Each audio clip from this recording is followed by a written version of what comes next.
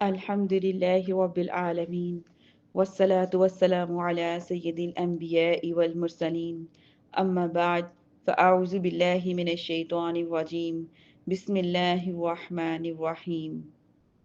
قرآن کریم اس رب عظیم عز و جل کا بے مثل کلام ہے جو اکیلا معبود، تنہا خالق اور ساری کائنات کا حقیقی مالک ہے۔ وہی تمام جہانوں کو پالنے والا اور پوری کائنات کے نظام کو مربوط ترین انداز میں چلانے والا ہے۔ دنیا اور آخرت کی ہر بھلائی حقیقی طور پر اسی کے دستے قدرت میں ہے۔ جسے وہ چاہتا ہے عطا کرتا ہے اور جسے جس چیز سے چاہتا ہے محروم کر دیتا ہے۔ جسے وہ چاہتا ہے عزت عطا کرتا ہے اور جسے چاہتا ہے ذلت اور رسوائی سے دوچار کر دیتا ہے۔ جسے چاہتا ہے ہدایت عطا کرتا ہے اور جسے چاہتا ہے گمراہ کر دیتا ہے۔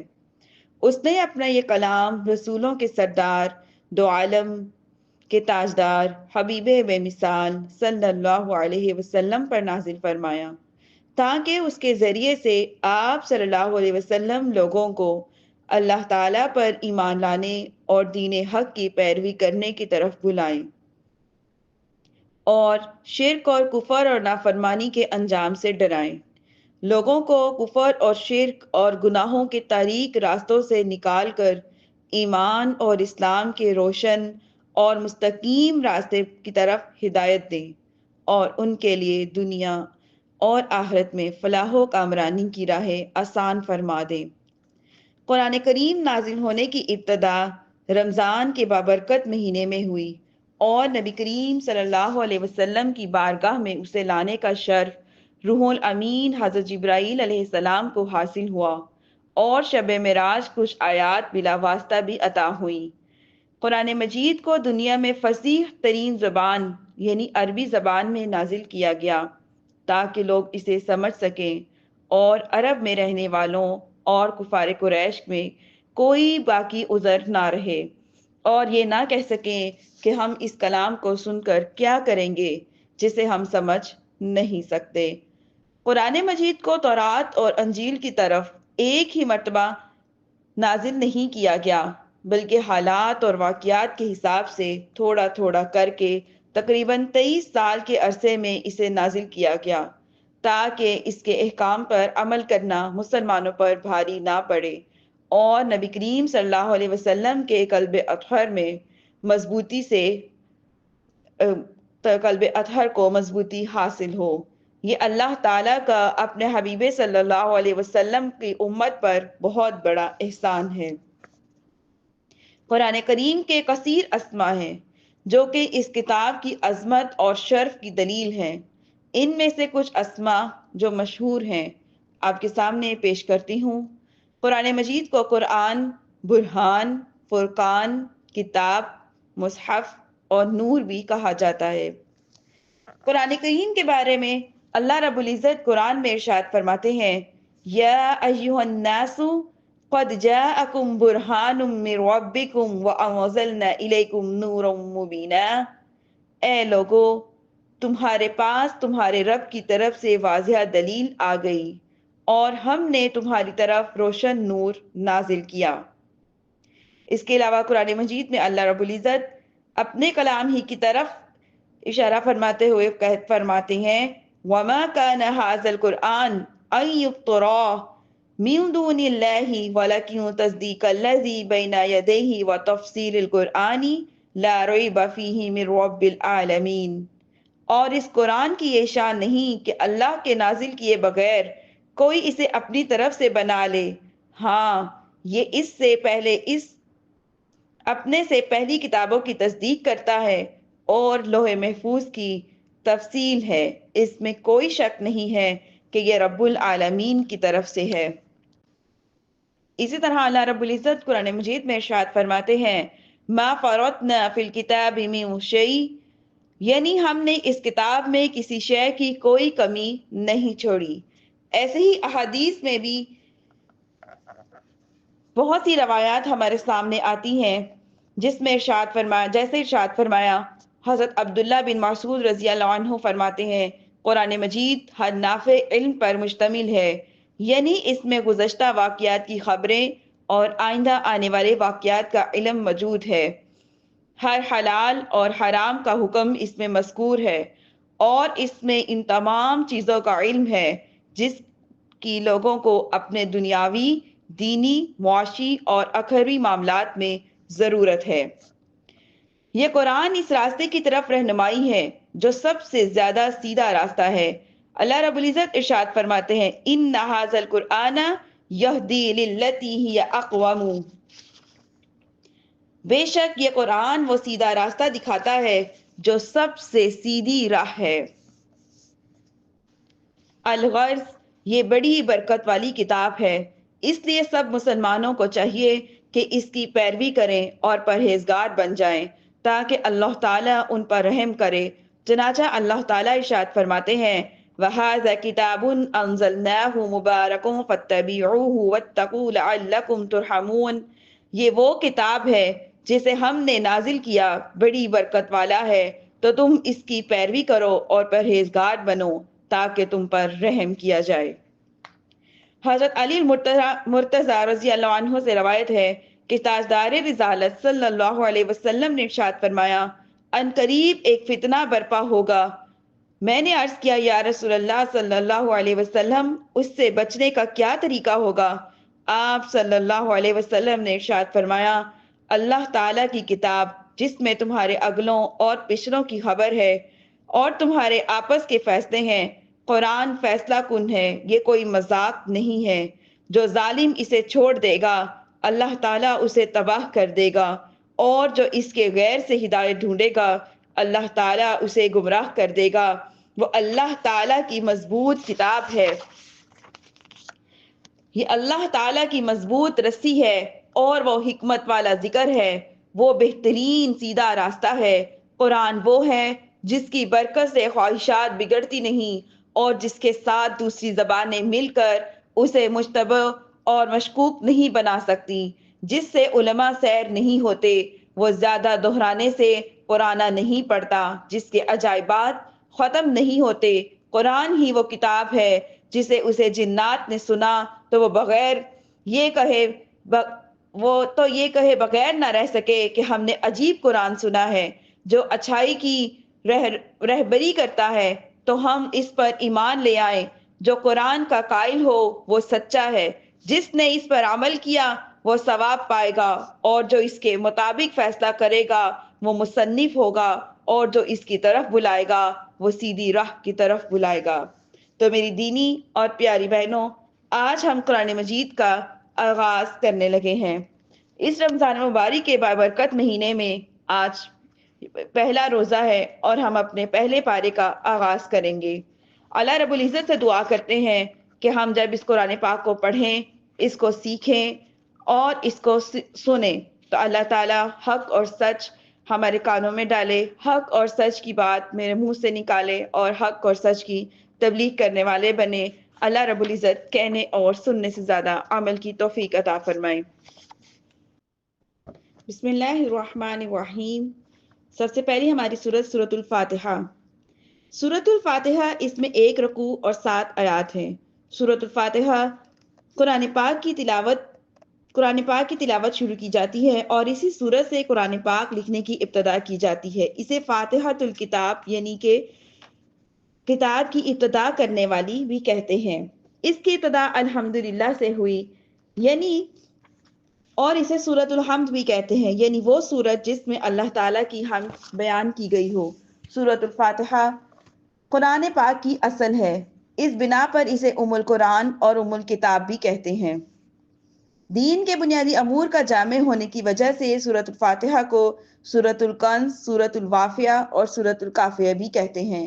شفا کا باعث ہونے کی وجہ سے اسے سورت الشفا اور سورت الشافیہ بھی کہتے ہیں۔ دعا پر مشتمل ہونے کی وجہ سے اسے سورت الدعاء، سورت التعلیم المسئلہ، سورت السؤال، سورت المناجہ اور سورت التفویض بھی کہا جاتا ہے۔ الحمدللہ رب العالمین، تمام تعریفیں اللہ ہی کے لیے ہیں جو تمام جہانوں کو پالنے والا ہے۔ حمد کا معنی ہے کسی کی اختیاری خوبیوں کی بنا پر اس کی تعریف کرنا اور شکر کی تعریف یہ ہے کہ کسی کے احسان کے مقابلے میں دل، زبان اور اعضاء سے اس کی تعظیم کرنا، اور ہم جو کہ اللہ عز و جل کی حمد عام طور پر اس کے احسانات کے پیش نظر کرتے ہیں، اس لیے ہماری یہ حمد بھی شکر ہے۔ الرحمن الرحیم، بہت مہربان رحمت والا۔ یاد رہے کہ حقیقی طور پر نعمت عطا فرمانے والی ذات صرف اور صرف اللہ تعالیٰ کی ہے۔ وہی تنہا ذات ہے جو اپنی رحمت کا بدلہ طلب نہیں فرماتی۔ ہر چھوٹی بڑی، ظاہری باطنی، جسمانی روحانی، دنیاوی اور اخروی نعمت اللہ تعالیٰ ہی کی عطا فرماتا ہے، اور دنیا میں جس شخص کو جو بھی نعمت پہنچتی ہے وہ اللہ تعالیٰ ہی کی طرف سے رحمت ہے، کیونکہ کسی کے دل میں رحم کا جذبہ پیدا کرنا، رحم کرنے پر قدرت دینا، نعمت کو وجود میں لانا، دوسرے کا اس نعمت سے فائدہ اٹھانا اور فائدہ اٹھانے کے لیے اعضاء کی سلامتی عطا کرنا، یہ سب اللہ تعالیٰ ہی کی طرف سے ہے۔ مالک یوم الدین، مالک ہے جزا کے دن کا۔ جزا کے دن سے مراد قیامت کا دن ہے۔ اس دن نیک اعمال کرنے والے مسلمانوں کو ثواب ملے گا اور گناہگار اور کافروں کو جزا ملے گی، جبکہ مالک اسے کہتے ہیں جو اپنی ملکیت میں موجود چیزوں میں جیسے چاہے تصرف کرے۔ اللہ تعالیٰ اگرچہ دنیا آخرت دونوں کا مالک ہے، لیکن یہاں قیامت کے دن کو بطور خاص اس لیے فرمایا گیا ہے کہ اس دن کی اہمیت دل میں بیٹھے۔ ایاک نعبد و ایاک نستعین، ہم تیری ہی عبادت کرتے ہیں اور تجھی سے مدد چاہتے ہیں۔ اس آیت میں بیان ہوا ہے کہ ہر طرح کی حمد و ثنا کا حقیقی مستحق صرف اللہ تعالیٰ کی ہی ذات ہے، جو تمام جہانوں کو پالنے والا ہے، بہت ہی مہربان ہے، بہت رحم فرمانے والا ہے۔ اس آیت سے بندوں کو سکھایا جا رہا ہے کہ اللہ تعالیٰ کی بارگاہ میں اپنی بندگی کا اظہار یوں کرو کہ اے عز و جل، ہم صرف تیری ہی عبادت کرتے ہیں، کیونکہ عبادت کا مستحق تو صرف اللہ ہی کی ذات ہے، اور تیرے علاوہ کوئی اس لائق نہیں ہے کہ اس کی عبادت کی جا سکے۔ حقیقی مدد کرنے والا تو اللہ ہی ہے۔ تیری اجازت اور مرضی کے بغیر کوئی کسی قسم کی ظاہری، باطنی، جسمانی، روحانی، چھوٹی بڑی مدد نہیں کر سکتا۔ میری پیاری بہنوں، ایک ہے عبادت اور ایک ہے تعظیم۔ عبادت کا مطلب ہوتا ہے کہ اب جیسے ہم نماز پڑھتے ہیں اور نماز میں ہاتھ اٹھاتے ہیں، اور جب ہاتھ اٹھاتے ہیں تو وہ صرف عبادت اللہ ہی کے لیے کی جاتی ہے۔ لیکن اگر ہم کسی کے سامنے ہاتھ بند کر کے، ہاتھ باندھ کر کھڑے ہو جاتے ہیں، جیسے کسی استاد کے سامنے، ماں باپ کے سامنے، تو محض یہ تعظیم کے لیے ہے، یہ عبادت نہیں ہے۔ تو یہ فرق ہے عبادت کا اور تعظیم کا۔ اس آیت میں چونکہ ہمیں بتایا جا رہا ہے کہ اللہ ہی کی طرف اللہ ہی کی عبادت کرو، اور جب عبادت کا ذکر کرتے ہیں تو سکھایا جاتا ہے کہ نماز جو ہے وہ جماعت کے ساتھ ادا کرو، کیونکہ جماعت کے ساتھ نماز پڑھنے سے کیا ہوتا ہے کہ گناہگاروں کی عبادتیں بھی قبول ہو جاتی ہیں، امام کی قبول تو مقتدیوں کی بھی قبول ہو جاتی ہے۔ ایسے ہی یہاں پہ یہ سکھایا جا رہا ہے کہ جب اللہ تعالیٰ کے بارگاہ میں اپنی حاجت کو عرض کرو تو پہلے اس کی بندگی کا اظہار کرو۔ امام عبداللہ بن حنبل نصفی رحمۃ اللہ علیہ فرماتے ہیں کہ عبادت کو مدد طلب کرنے سے پہلے ذکر کیا گیا، کیونکہ حاجت طلب کرنے سے پہلے اللہ تعالیٰ کی بارگاہ میں وسیلہ پیش کرنا قبولیت کے زیادہ قریب ہے۔ ہر مسلمان کو چاہیے کہ وہ اللہ تعالیٰ کی بارگاہ میں کسی کا وسیلہ پیش کر کے اپنی حاجات کے لیے دعا کیا کرے، تاکہ اس کے وسیلے کے صدقے سے دعائیں جلد قبول ہو جائیں۔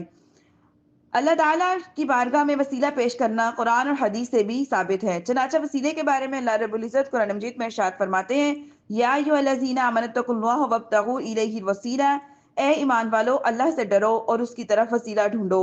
اور سنن ابن ماجہ میں فرمایا گیا کہ ایک نبینہ صحابی رسالت بارگاہ رسول اللہ صلی اللہ علیہ وسلم میں حاضر ہو کر دعا کے طالب ہوئے تو آپ صلی اللہ علیہ وسلم نے انہیں اس طرح دعا مانگنے کا حکم دیا، اللہم انی اسألک اتوجہ الیک بمحمد النبی رحمتی، یا محمد انی قد وجہت بک الی ربی فی حاجتی ھذی لتقضی اللہم شفعہ فی۔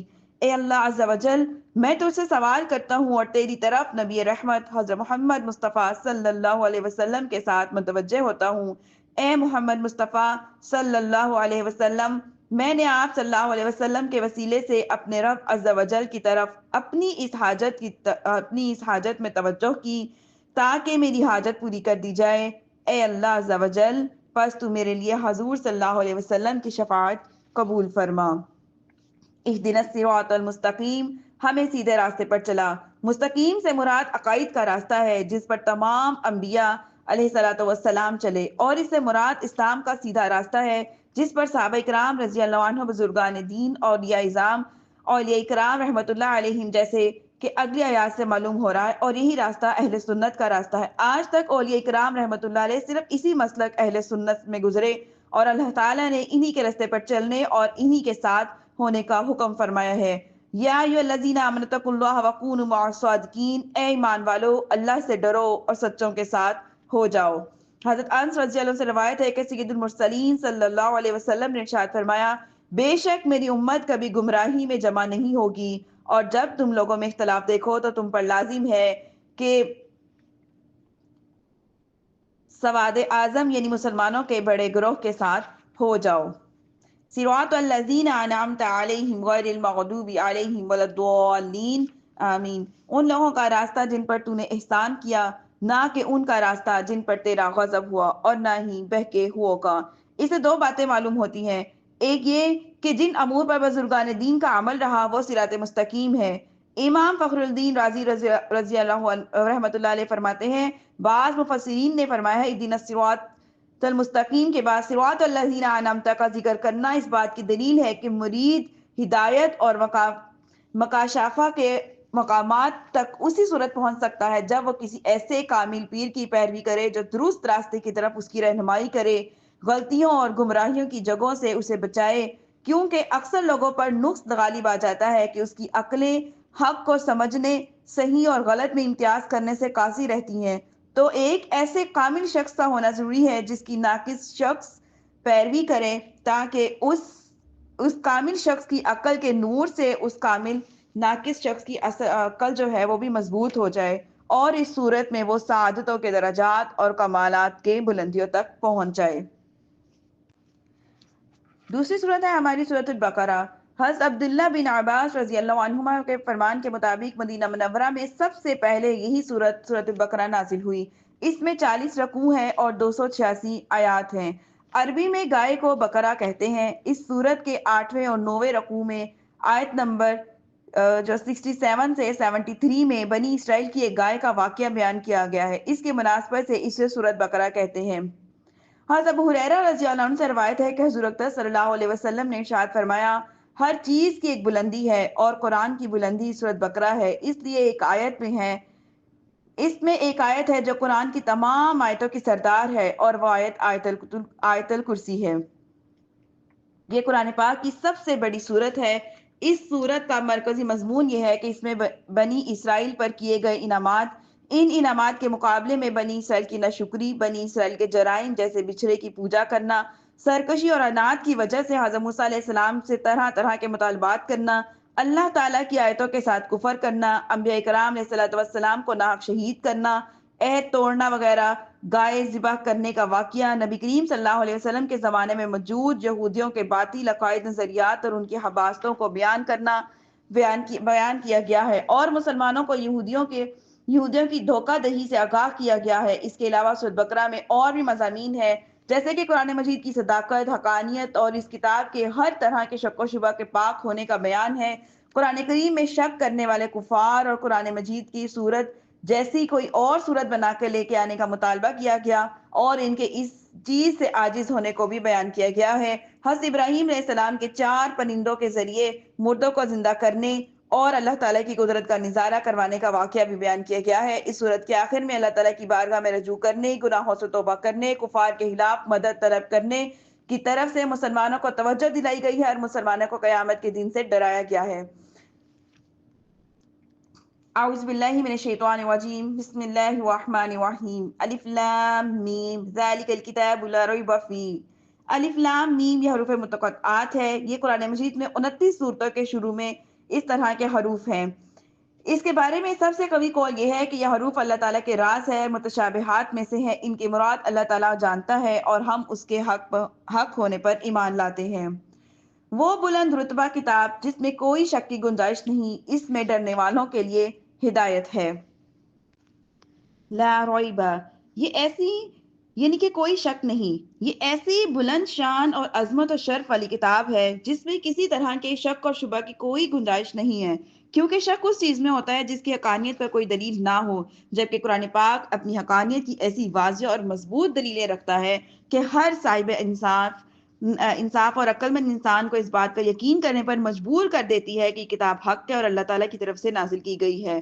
تو جیسے کسی اندھے کے انکار سے سورج کا وجود مشکوک نہیں ہوتا، ایسے ہی کسی عقل مند مخالف کے شک اور انکار کی وجہ سے یہ کتاب مشکوک نہیں ہو سکتی۔ ہدی للمتقین کے بارے میں فرماتے ہیں کہ ڈرنے والوں کے لیے ہدایت ہے۔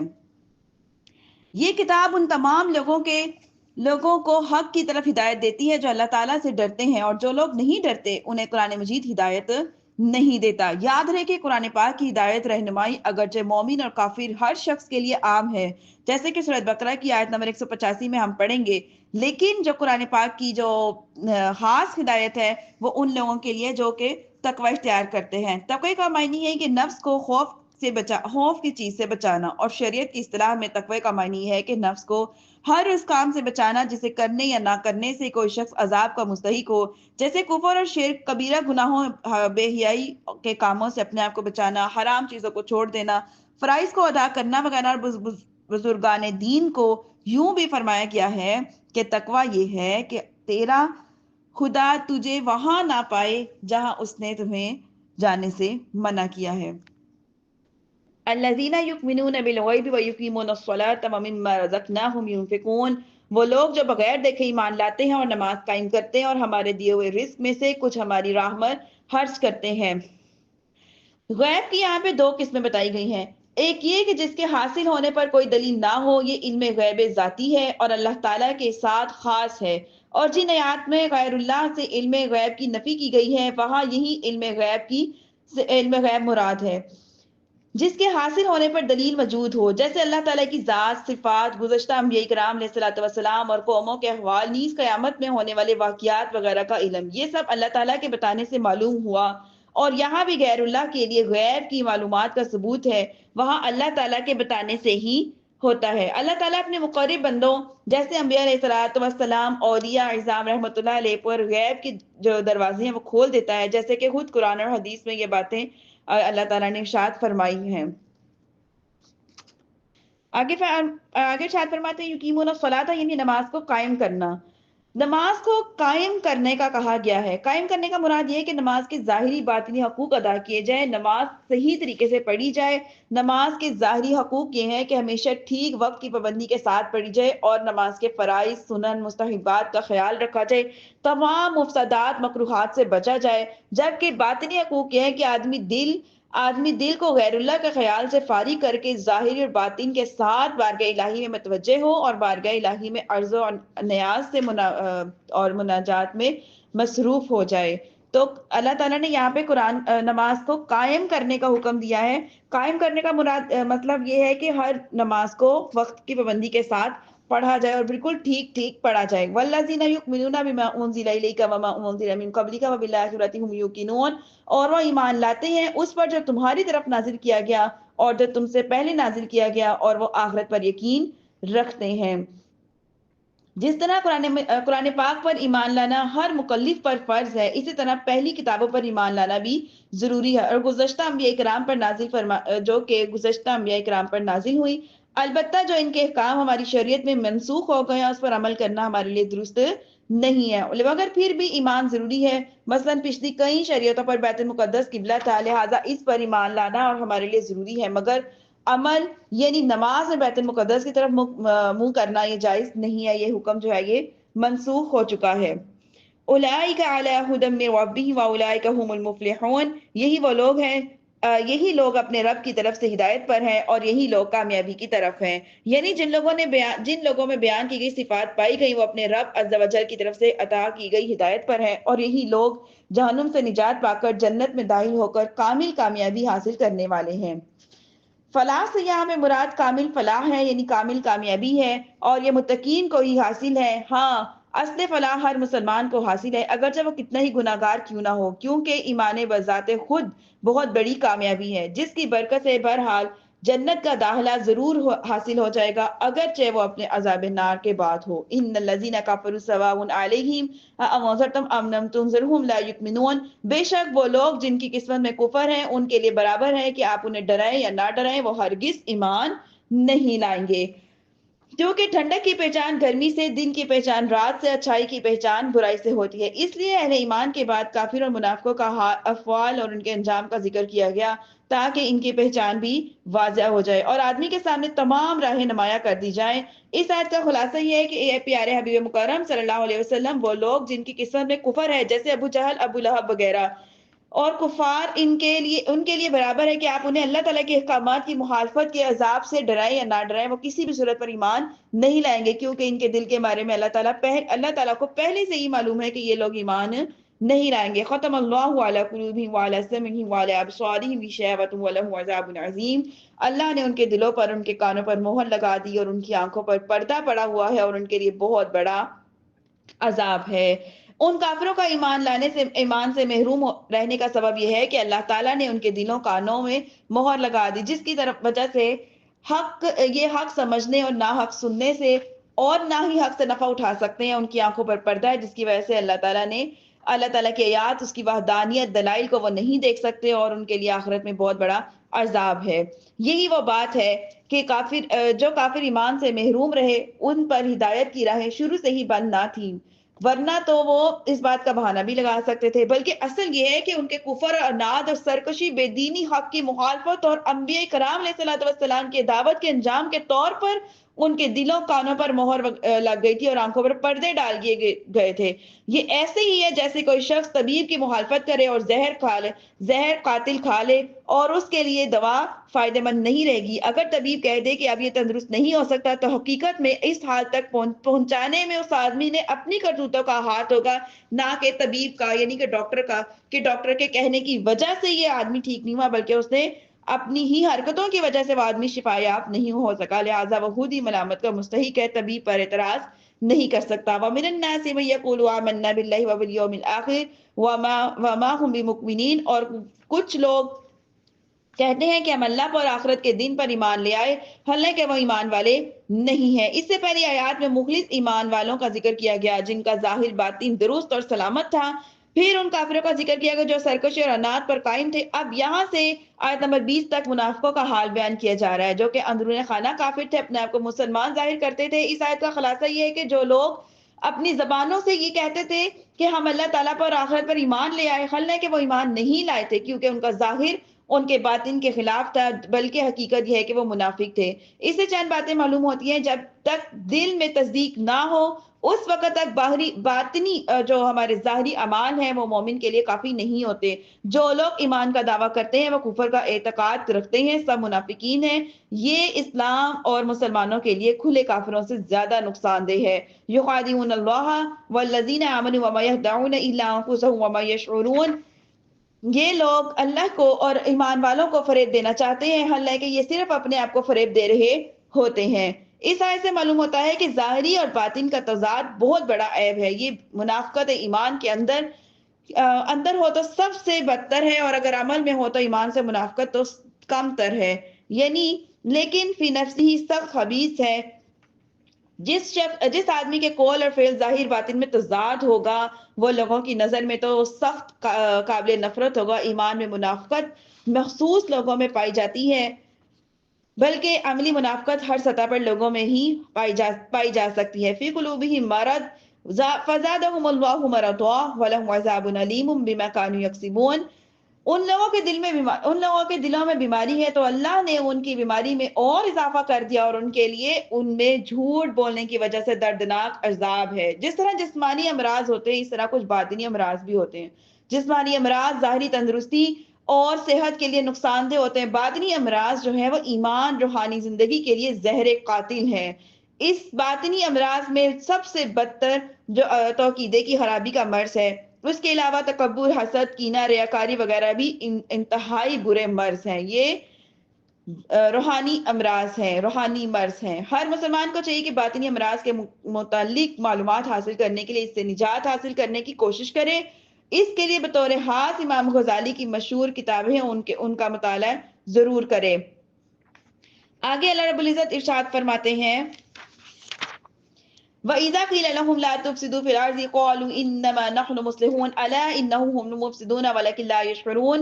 اور جب ان سے کہا جائے کہ زمین میں فساد نہ برپا کرو تو وہ کہتے ہیں کہ ہم تو اصلاح کرنے والے ہیں۔ سن لو، بے شک وہی لوگ فساد پھیلانے والے ہیں مگر ان کو اس بات کا شعور نہیں ہے۔ منافقوں کا طرز عمل طرز عمل سے یہ بھی واضح ہوا تھا کہ عام فسادیوں سے بڑے فسادی وہ ہیں جو فساد پھیلائیں اور اسے اصلاح کا نام دیں۔ ہمارے معاشرے میں ایسے لوگوں کی کمی نہیں ہے جو اصلاح کے نام پر فساد پھیلاتے ہیں اور بدترین کاموں کو اچھے کاموں سے اچھے ناموں سے تعبیر کرتے ہیں۔ آزادی کے نام پر بے حیائی، فن کے نام پر حرام افعال، انسانیت کے نام پر اسلام کو مٹانا، تہذیب اور تمدن کا نام لے کر اسلام پر اعتراض کرنا، توحید کا نام لے کر شان رسالت کا انکار کرنا اور قرآن کا نام لے کر حدیث کا انکار کرنا وغیرہ سب فساد کی صورتیں ہیں۔ وَإِذَا قِيلَ لَهُمْ آمِنُوا كَمَا آمَنَ النَّاسُ قَالُوا أَنُؤْمِنُ كَمَا آمَنَ السُّفَهَاءُ أَلَا إِنَّهُمْ هُمُ السُّفَهَاءُ وَلَكِنْ لَا يَعْلَمُونَ۔ اور جب ان سے کہا جائے کہ تم اسی طرح ایمان لاؤ جیسا کہ اور لوگ ایمان لائے تھے تو کہتے ہیں کیا ہم بھی بے وقوفوں کی طرح ایمان لائے؟ سن لو، بے شک یہی لوگ بے وقوف ہیں مگر یہ جانتے نہیں ہیں۔ اس آیت میں سے معلوم ہوا کہ تاجدار رسالت صلی اللہ علیہ وسلم کے صحابہ کرام رضی اللہ عنہ رضوان اللہ اجمعین اللہ تعالیٰ کی بارگاہ میں ایسے مقبول بندے ہیں کہ ان کی گستاخی کرنے والے کو اللہ تعالیٰ نے خوب جواب دیا ہے کہ صحابہ کرام رضوان اللہ علیہ اجمعین کے بارے میں حضرت ابو سعید خدری رضی اللہ عنہ سے روایت ہے کہ حضور پر نور صلی اللہ علیہ وسلم نے ارشاد فرمایا، میرے صحابہ رضی اللہ عنہم کو گالی گلوچ نہ کرو، ان کو یہ مقام ہے کہ اگر تم میں سے کوئی احد کے پہاڑ کے برابر بھی سونا اللہ تعالیٰ کی راہ میں خرچ کرے تو اس کا ثواب میرے کسی صحابہ رضی اللہ عنہ کے ایک مد، ایک چھوٹی سی مقدار بلکہ آدھا مد خرچ کرنے کے برابر بھی ثواب نہیں کے برابر بھی نہیں ہو سکتا۔ اللہ تعالیٰ کے اولیاء کے بارے میں حضرت ابو ہریرہ رضی اللہ عنہ سے روایت ہے کہ حضرت صلی اللہ علیہ وسلم فرماتے ہیں کہ اللہ تعالیٰ نے فرمایا جو میرے کسی ولی سے دشمنی کرے گا اسے میں نے لڑائی کا اعلان کر دیا۔ اس سے ان لوگوں کو نصیحت حاصل کرنی چاہیے جو صحابہ کرام رضی اللہ عنہ اجمعین کی بے ادبی گستاخی کرتے ہیں اور اللہ تعالیٰ کے اولیاء کے بارے میں غلط عقائد اور نظریات رکھتے ہیں۔ وَإِذَا لَقُوا الَّذِينَ آمَنُوا قَالُوا آمَنَّا وَإِذَا خَلَوْا إِلَىٰ شَيَاطِينِهِمْ قَالُوا إِنَّا مَعَكُمْ إِنَّمَا نَحْنُ مُسْتَهْزِئُونَ۔ اور جب یہ ایمان والوں سے ملتے ہیں تو کہتے ہیں کہ ہم ایمان لا چکے ہیں، اور جب یہ اپنے شیطانوں کے پاس تنہائی میں جاتے ہیں تو کہتے ہیں ہم تمہارے ساتھ ہیں، ہم تو صرف ہنسی مذاق کرنے والے ہیں۔ منافقین کا مسلمانوں کو بے وقوف کہنا اور کفار سے اظہار یکجہتی کرنا یہ نجی محفلوں میں تھا، کیونکہ جب مسلمانوں سے تو یہی کہتے تھے کہ ہم تو مخلص مومن ہیں، اسی طرح آج کل کے گمراہ مسلمان لوگ جو ہیں وہ اپنے فاسد خیالات کو چھپاتے ہیں مگر اللہ تعالیٰ ان کی کتابوں، تحریروں اور سے ان کے راز فاش کر دیتا ہے۔ اللہ یستہزئ بہم ویمدہم فی طغیانہم یعمہون۔ اللہ ان کی ہنسی مذاق کا انہیں بدلہ دے گا اور انہیں وہ مہلت دے رہا ہے کہ وہ اپنی سرکشی میں بھٹکتے رہیں۔ اولئک الذین اشتروا الضلالۃ بالہدی فما ربحت تجارتہم وما کانوا مہتدین۔ یہی وہ لوگ ہیں جنہوں نے ہدایت کے بدلے گمراہی خرید لی تو ان کی تجارت کا کوئی نفع نہ دیا جائے گا اور یہی لوگ راہ نہیں جانتے۔ ہدایت کے بدلے گمراہی خریدنا یعنی ایمان کی بجائے کفر اختیار کرنا نہایت خسارے اور گھاٹے کا سودا ہے۔ یہ آیت یا تو ان لوگوں کے بارے میں نازل ہوئی جو ایمان لانے کے بعد کافر ہو گئے، یا یہودیوں کے بارے میں نازل ہوئی جو پہلے تو حضور صلی اللہ علیہ وسلم کی بار ایمان رکھتے تھے مگر جب حضور اکرم صلی اللہ علیہ وسلم کی تشریف آوری ہوئی تو منکر ہو گئے، یا یہ آیت ان کفار کے بارے میں نازل ہوئی کہ اس طرح کہ اللہ تعالیٰ نے انہیں فطرت سلیمہ عطا فرمائی، حق کے دلائل واضح کیے، ہدایت کی راہیں کھولی، لیکن انہوں نے عقل اور انصاف سے کام نہ لیا اور گمراہی اختیار کی، اور وہ سب سے زیادہ نقصان اٹھانے والے تاجر ہیں اور انہوں نے نفع ہی نہیں بلکہ اصل سرمایہ بھی تباہ کر دیا۔ مَثَلُهُمْ كَمَثَلِ الَّذِي اسْتَوْقَدَ نَارًا فَلَمَّا أَضَاءَتْ مَا حَوْلَهُ ذَهَبَ اللَّهُ بِنُورِهِمْ وَتَرَكَهُمْ فِي ظُلُمَاتٍ لَا يُبْصِرُونَ صُمٌّ بُكْمٌ عُمْيٌ فَهُمْ لَا يَرْجِعُونَ۔ ان کی مثال اس شخص کی طرح ہے جس نے آگ روشن کی، پھر جب اس آگ نے ان کے آس پاس کو روشن کر دیا تو اللہ تعالیٰ ان کا نور لے گیا اور انہیں تاریکیوں میں چھوڑ دیا اور انہیں کچھ دکھائی نہیں دے رہا، بہرے گونگے اندھے ہیں، پس یہ لوٹ کر نہیں آئیں گے۔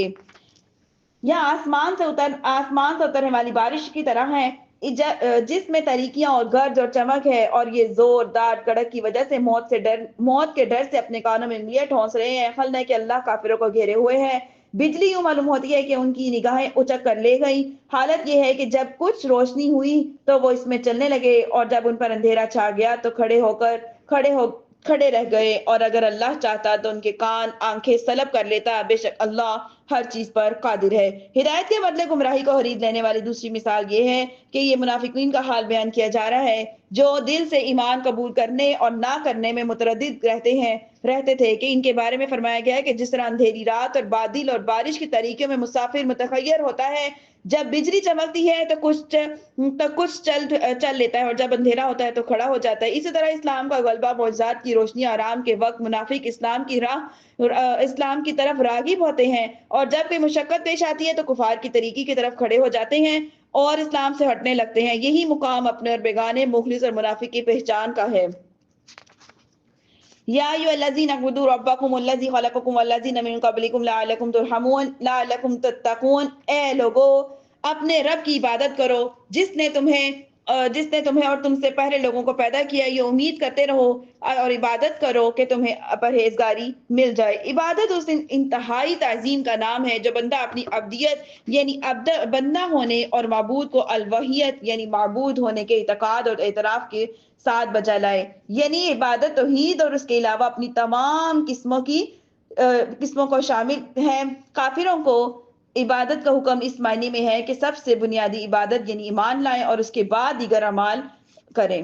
الذین جعل لکم الارض فراشا والسماء بناء وانزل من السماء ماء فاخرج به من الثمرات رزقا لکم فلا تجعلوا للہ اندادا وانتم تعلمون، جس نے تمہارے لیے زمین کو بچھونا اور آسمان کو چھت بنایا، اور اس نے آسمان سے پانی اتارا، پھر اس پانی کے ذریعے تمہیں کھانے کے لیے کئی پھل پیدا کیے، اور تم جان بوجھ کر اللہ کا شریک نہ بناؤ۔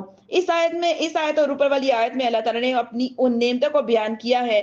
کون سی نعمتوں کو؟ کہ مخلوق کو عدم سے وجود میں لائے، آسمان اور زمین کو پیدا کیا، آسمان اور زمین نے مخلوق کے لیے رزق جو ہے وہ مہیا کیا، آسمان سے بارش اتاری اور زمین سے نباتات اگائے۔ جب آدمی کی زندگی کا ایک ایک لمحہ، ایک ایک پل اللہ تعالیٰ کی نعمتوں میں ڈوبا ہوا ہے، تو اس خالق حقیقی کو چھوڑ کر کسی اور کی عبادت کرنا، یہ عبادت گزار بننا کس قدر ناقدری اور ناشکری کی علامت ہے۔ یوں ہی اپنے کریم رب کی یاد سے غفلت بھی کتنی بڑی ناشکری ہے۔ اور اگر تمہیں اس کتاب کے بارے میں کوئی شک ہو جو ہم نے اپنے خاص بندے پر نازل کی ہے، تو تم اس جیسی کوئی اور صورت بنا لاؤ اور اللہ کے سوا اپنے سب مددگاروں کو بلا لو اگر تم سچے ہو۔ اس سے پہلی آیت میں اللہ تعالیٰ کی قدرت اور وحدانیت کا بیان ہوا، اور یہاں سے حضور سید المرسلین صلی اللہ علیہ وسلم کی نبوت اور قرآن کریم کے اللہ تعالیٰ کے بے مثل کتاب ہونے کی اور وہ قاہر دلیل بیان فرمائی جا رہی ہے جو طالب صادق کو اطمینان بخشے اور منکروں کو عاجز کر دے۔ اللہ تعالیٰ کی عظمت کی سب سے بڑی دلیل محمد مصطفیٰ صلی اللہ علیہ وسلم ہے، اور محمد مصطفیٰ صلی اللہ علیہ وسلم کی عظمت کی سب سے بڑی دلیل قرآن ہے۔ لہٰذا اس رقوع کی ترکیب اس طرح سے بیان کی گئی ہے۔ یہاں پہ جو خاص بندے سے مراد یہ ہے کہ حضور پر نور صلی اللہ علیہ وسلم مراد ہیں۔ فَإِن لَمْ تَفْعَلُوا وَلَن تَفْعَلُوا فَاتَّقُوا النَّارَ الَّتِي وَقُودُهَا النَّاسُ وَالْحِجَارَةُ أُعِدَّتْ لِلْكَافِرِينَ۔ پھر اگر تم یہ نہ کر سکو تو ہرگز نہ کر سکو گے، اور اس آگ سے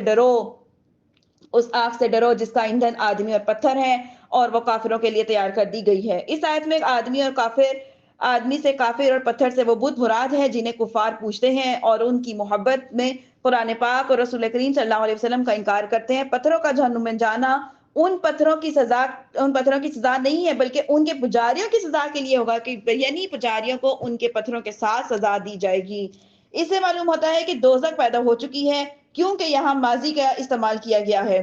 وَبَشِّرِ الَّذِينَ آمَنُوا وَعَمِلُوا الصَّالِحَاتِ أَنَّ لَهُمْ جَنَّاتٍ تَجْرِي مِن تَحْتِهَا الْأَنْهَارُ كُلَّمَا رُزِقُوا مِنْهَا مِن ثَمَرَةٍ رِزْقًا قَالُوا هَٰذَا الَّذِي رُزِقْنَا مِن قَبْلُ وَأُوتُوا بِهِ مُتَشَابِهًا وَلَهُمْ فِيهَا أَزْوَاجٌ مُطَّهَّرَةٌ وَهُمْ فِيهَا خَالِدُونَ۔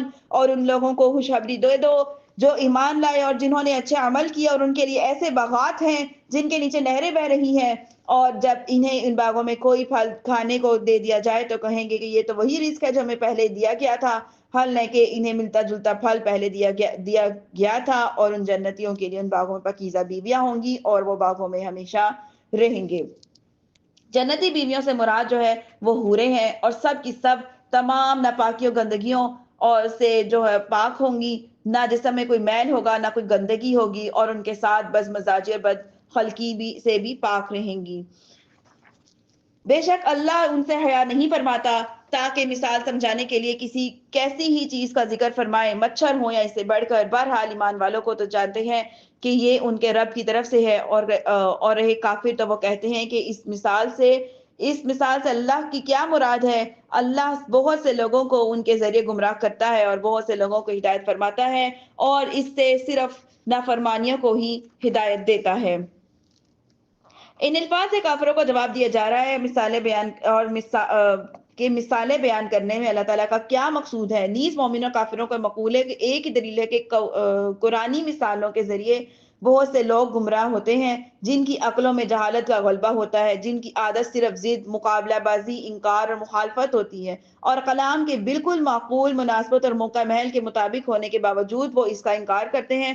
اور انہی مثالوں کے ذریعے اللہ تعالیٰ بہت سے لوگوں کو ہدایت بھی دیتا ہے جو غور اور تحقیق کے عادی ہوتے ہیں، انصاف کے خلاف بات نہیں کرتے، جو جانتے ہیں کہ حکمت یہی ہے کہ عظیم المرتبہ چیز کی مثال کسی قدر و قیمت والی چیز سے اور حقیر چیز کی مثال کسی ادنا شے سے دی جا سکتی ہے۔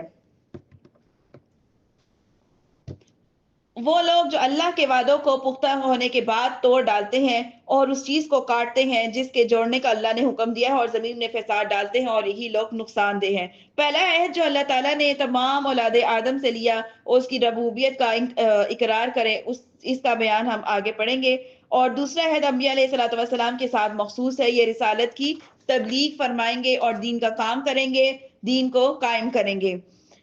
تم کیسے اللہ کے منکر ہو سکتے ہو؟ کیف تکفرون باللہ، تم کیسے اللہ کے منکر ہو سکتے ہو؟ حال ہے کہ تم تو مردہ تھے، تو اس نے تمہیں پیدا کیا، پھر تمہیں موت دی، پھر تمہیں موت دے گا، پھر تمہیں زندہ کرے گا، اور تمہیں اسی کی طرف لوٹ کر جانا ہے۔ توحید اور نبوت کے دلائل اور کفر ایمان کی جزا اور سزا ذکر کرنے کا بعد اللہ تعالیٰ نے اپنی خاص اور عام نعمتوں کا اور قدرت کا عجائب نشانیوں کا ذکر فرمایا ہے۔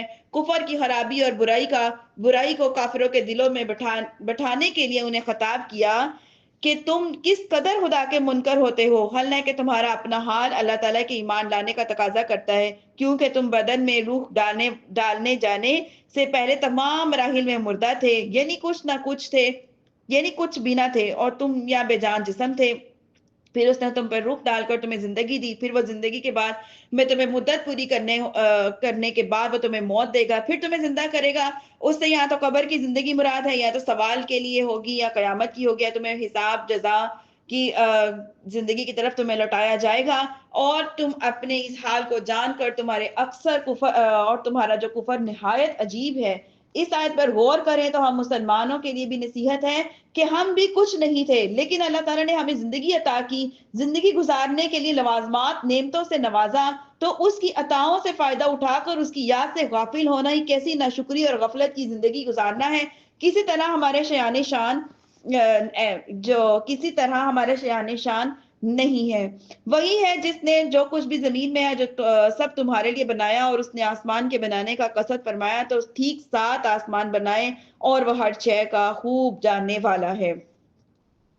تمام انسانوں کو فرمایا گیا کہ زمین میں جو کچھ بھی دریا، پہاڑ، کھانے، کھیتی، سمندر وغیرہ ہے، سب کچھ اللہ تعالیٰ نے تمہارے دینی اور دنیاوی فائدے کے لیے بنائے ہیں۔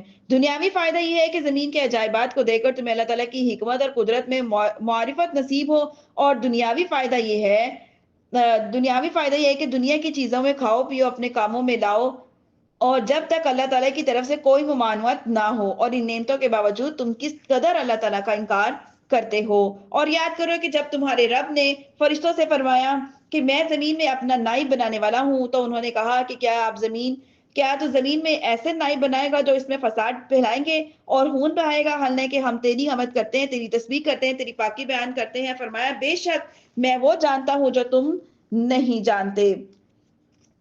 خلیفہ اسے کہتے ہیں جو احکامات جاری کرے اور دیگر اختیارات میں اصل کا نائب ہو۔ اگرچہ تمام انبیاء علیہ السلام اللہ تعالیٰ کے حلیفہ ہیں، لیکن یہاں حلیفہ سے مراد حضرت آدم علیہ السلام مراد ہے، اور فرشتوں کو حضرت آدم علیہ السلام کی خلافت کی خبر اس لیے دی گئی کہ وہ ان کے خلیفہ بنائے جانے کی حکمت دریافت کریں، اور ان پر خلیفہ کی عظمت شان ظاہر ہو، اور ان کو پیدائش سے پہلے ہی خلیفہ کا لقب کر دیا گیا، اور آسمان والوں کو ان کی پیدائش کی بشارت دی گئی۔ یہاں سے حضرت آدم علیہ السلام کا واقعہ جو ہے یہ شروع ہو رہا ہے۔ واقعے کا خلاصہ یہ ہے کہ اللہ تعالیٰ نے حضرت آدم علیہ السلام کی تخلیق سے پہلے ہی فرشتوں کو فرمایا تھا کہ میں زمین میں ایسے خلیفہ بنانے والا ہوں اور اس پر فرشتوں نے عرض کیا کہ اے اللہ عز و جل، کیا آپ زمین کو اس کا نائب بنا دیں گے؟ کیا آپ زمین میں اس کو نائب بنا دیں گے؟ وہ تو زمین میں فساد پھیلائیں گے، خون برپا کریں گے۔ حالانکہ ہم تو آپ کی تسبیح بھی کرتے ہیں، تمہید بھی کرتے ہیں، یعنی آپ کی خلافت کے مستحق ہم ہیں۔ اللہ تعالیٰ نے فرمایا مجھے جو معلوم ہے وہ تمہیں معلوم نہیں ہے۔ پھر اللہ تعالیٰ نے حضرت آدم علیہ السلام کی تحلیق کے بعد انہیں تمام چیزوں کے نام سکھائے، پھر ان چیزوں کو فرشتوں کے سامنے پیش کر کے فرمایا اگر تم اس بات میں سچے ہو تو تم ہی خلافت کے مستحق ہو، اور ان چیزوں کے نام بتاؤ۔ فرشتوں نے یہ سن کر عرض کیا ہے اللہ عز و جل، ہمیں تو صرف اتنا علم ہے جتنا تو نے ہمیں سکھا دیا ہے، ساری علم و حکمت تو تیرے پاس ہے۔ تو پھر اللہ تعالیٰ نے آدم علیہ السلام سے فرمایا اے آدم تم انہیں ان تمام اشیاء کے نام بتا دو۔ جب آدم علیہ السلام نے انہیں تمام اشیاء کے نام بتا دیے تو اللہ تعالیٰ نے فرمایا اے فرشتوں، کیا میں نے تمہیں نہ کہا تھا کہ میں آسمان اور زمین کی تمام چھپی ہوئی چیزیں جانتا ہوں، اور میں تمہاری ظاہری اور پوشیدہ باتوں کو بھی جانتا ہوں۔ اور اللہ تعالیٰ نے آدم کو تمام اشیاء کے نام سکھا دیے، پھر پھر ان سب اشیاء کو فرشتوں کے سامنے پیش کر کے کہا کہ ان کے نام بتاؤ اگر تم سچے ہو۔ قالوا سبحانك لا علم لنا الا ما علمتنا انك انت عالم حکیم، فرشتوں نے عرض کی اے اللہ تو پاک ہے، ہمیں تو صرف اتنا علم ہے جتنا تو نے ہمیں سکھا دیا، بے شک تو ہی بڑا علم والا حکمت والا ہے۔ اس کی جو پہلے خلاصہ ہے میں نے پہلے بیان کر دیا ہے، اب ہم صرف ترجمہ پڑھتے ہیں۔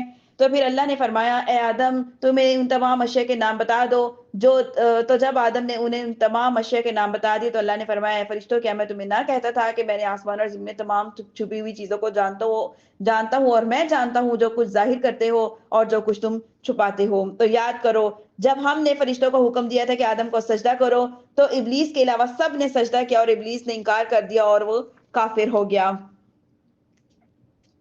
یہاں سجدے سے مراد یہ ہے کہ سجدے کی دو قسمیں ہوتی ہیں، ایک عبادت کا سجدہ، ایک تعظیم کا سجدہ۔ عبادت کا سجدہ کسی کو معبود سمجھ کر کیا جاتا ہے، اور تعظیم کا جو سجدہ ہوتا ہے وہ کسی سے مسجود یعنی جسے سجدہ کیا جائے اس کی تعظیم کا مقصود ہوتا ہے۔ یہ قطعی عقیدہ کہ سجدہ عبادت اللہ تعالیٰ کے لیے خاص ہے، کسی اور کے لیے نہیں ہو سکتا، نہ ہی کسی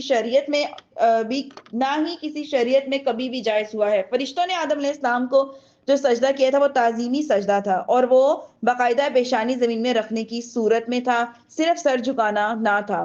تعظیمی سجدہ پہلی شریعتوں میں جائز تھا، ہماری شریعت میں یہ منسوخ کر دیا گیا، اب یہ جائز نہیں ہے۔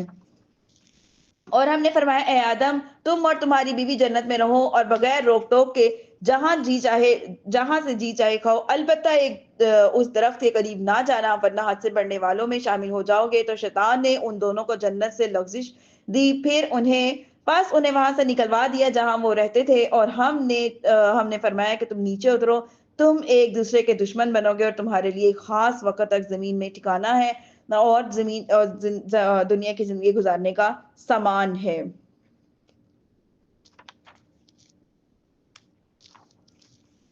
پھر آدم نے اپنے رب سے کچھ کلمات سیکھ لیے تو اللہ تعالیٰ نے اس کی توبہ قبول کر لی، بے شک وہی توبہ قبول کرنے والا بہت مہربان ہے۔ اس روایت سے ایک یہ بھی معلوم ہوتا ہے کہ مقبولہ نے رسالات بارگاہ کے وسیلے سے بحق فلاں بجا فلاں کے الفاظ سے دعا مانگنا جائز ہے۔ اللہ نے کیا فرمایا تھا؟ ربنا ظلمنا انفسنا وان لم تغفر لنا وترحمنا لنکونن من الخاسرین۔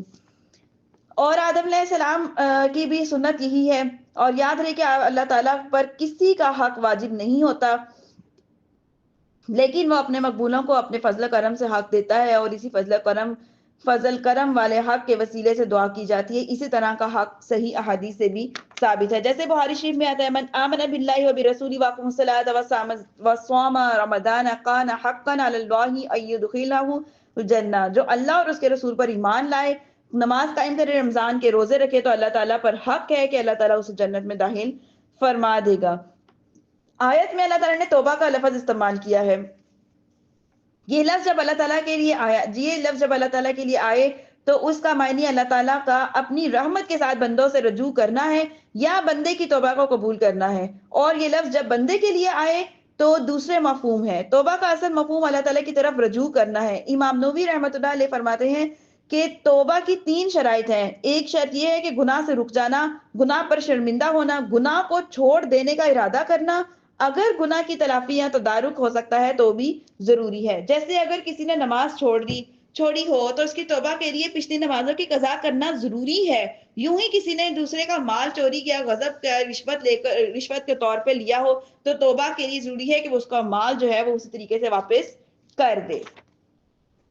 ہم نے فرمایا ہے کہ تم سب جنت سے اتر جاؤ، پھر اگر تمہارے پاس میری طرف سے کوئی ہدایت آئے تو جو میری ہدایت کی پیروی کریں گے انہیں نہ کوئی خوف ہوگا نہ ہی وہ غمگین ہوں گے، اور جو کفر کریں گے وہ میری آیتوں کو جھٹلائیں گے اور وہ دوزخ والے ہوں گے اور ہمیشہ اسی میں رہیں گے. آیت نمبر 40 دیکھیے، یا بنی اسرائیل اذکروا نعمتی التی انعمت علیکم واوفوا بعہدی اوفی بعہدکم وایایا فرہبون. کیا فرماتے ہیں؟ اے یعقوب کی اولاد، یاد کرو میرا وہ احسان جب ہم نے تم پر کیا تھا اور میرا عہد پورا کرو، میں تمہارا عہد پورا کروں گا اور صرف مجھی سے ڈرو. یاد رکھیں یہاں پہ ایک بات کہ یہاں پہ یاد کرنے سے مراد صرف زبان سے تذکرہ کرنا نہیں ہے، بلکہ اس سے مراد یہ ہے کہ وہ اللہ تعالیٰ کی اطاعت اور بندگی کر کے ان کی نعمتوں کا شکر بجا لائیں، کیونکہ کسی نعمت کا شکر نہ کرنا اس کو بھلا دینے کے مترادف ہوتا ہے. اور یہاں پہ جو اللہ نے فرمایا وَأَوْفِ بِعَهْدِي کہ میرا عہد پورا کرو، یعنی اے بنی اسرائیل تم میرے حبیب حضرت محمد مصطفیٰ صلی اللہ علیہ وسلم پر ایمان لا کر وہ عہد پورا کرو جو تم نے مجھ سے لیا تھا، اور میں اس کے ثواب کے طور پر تمہیں جنت میں داخل کر کے تمہارے ساتھ کیا ہوا عہد کو پورا کروں گا، اور اپنے عہد کو پورا کرنے کے معاملے میں کسی اور سے ڈرنے کی بجائے صرف مجھی سے ڈرو.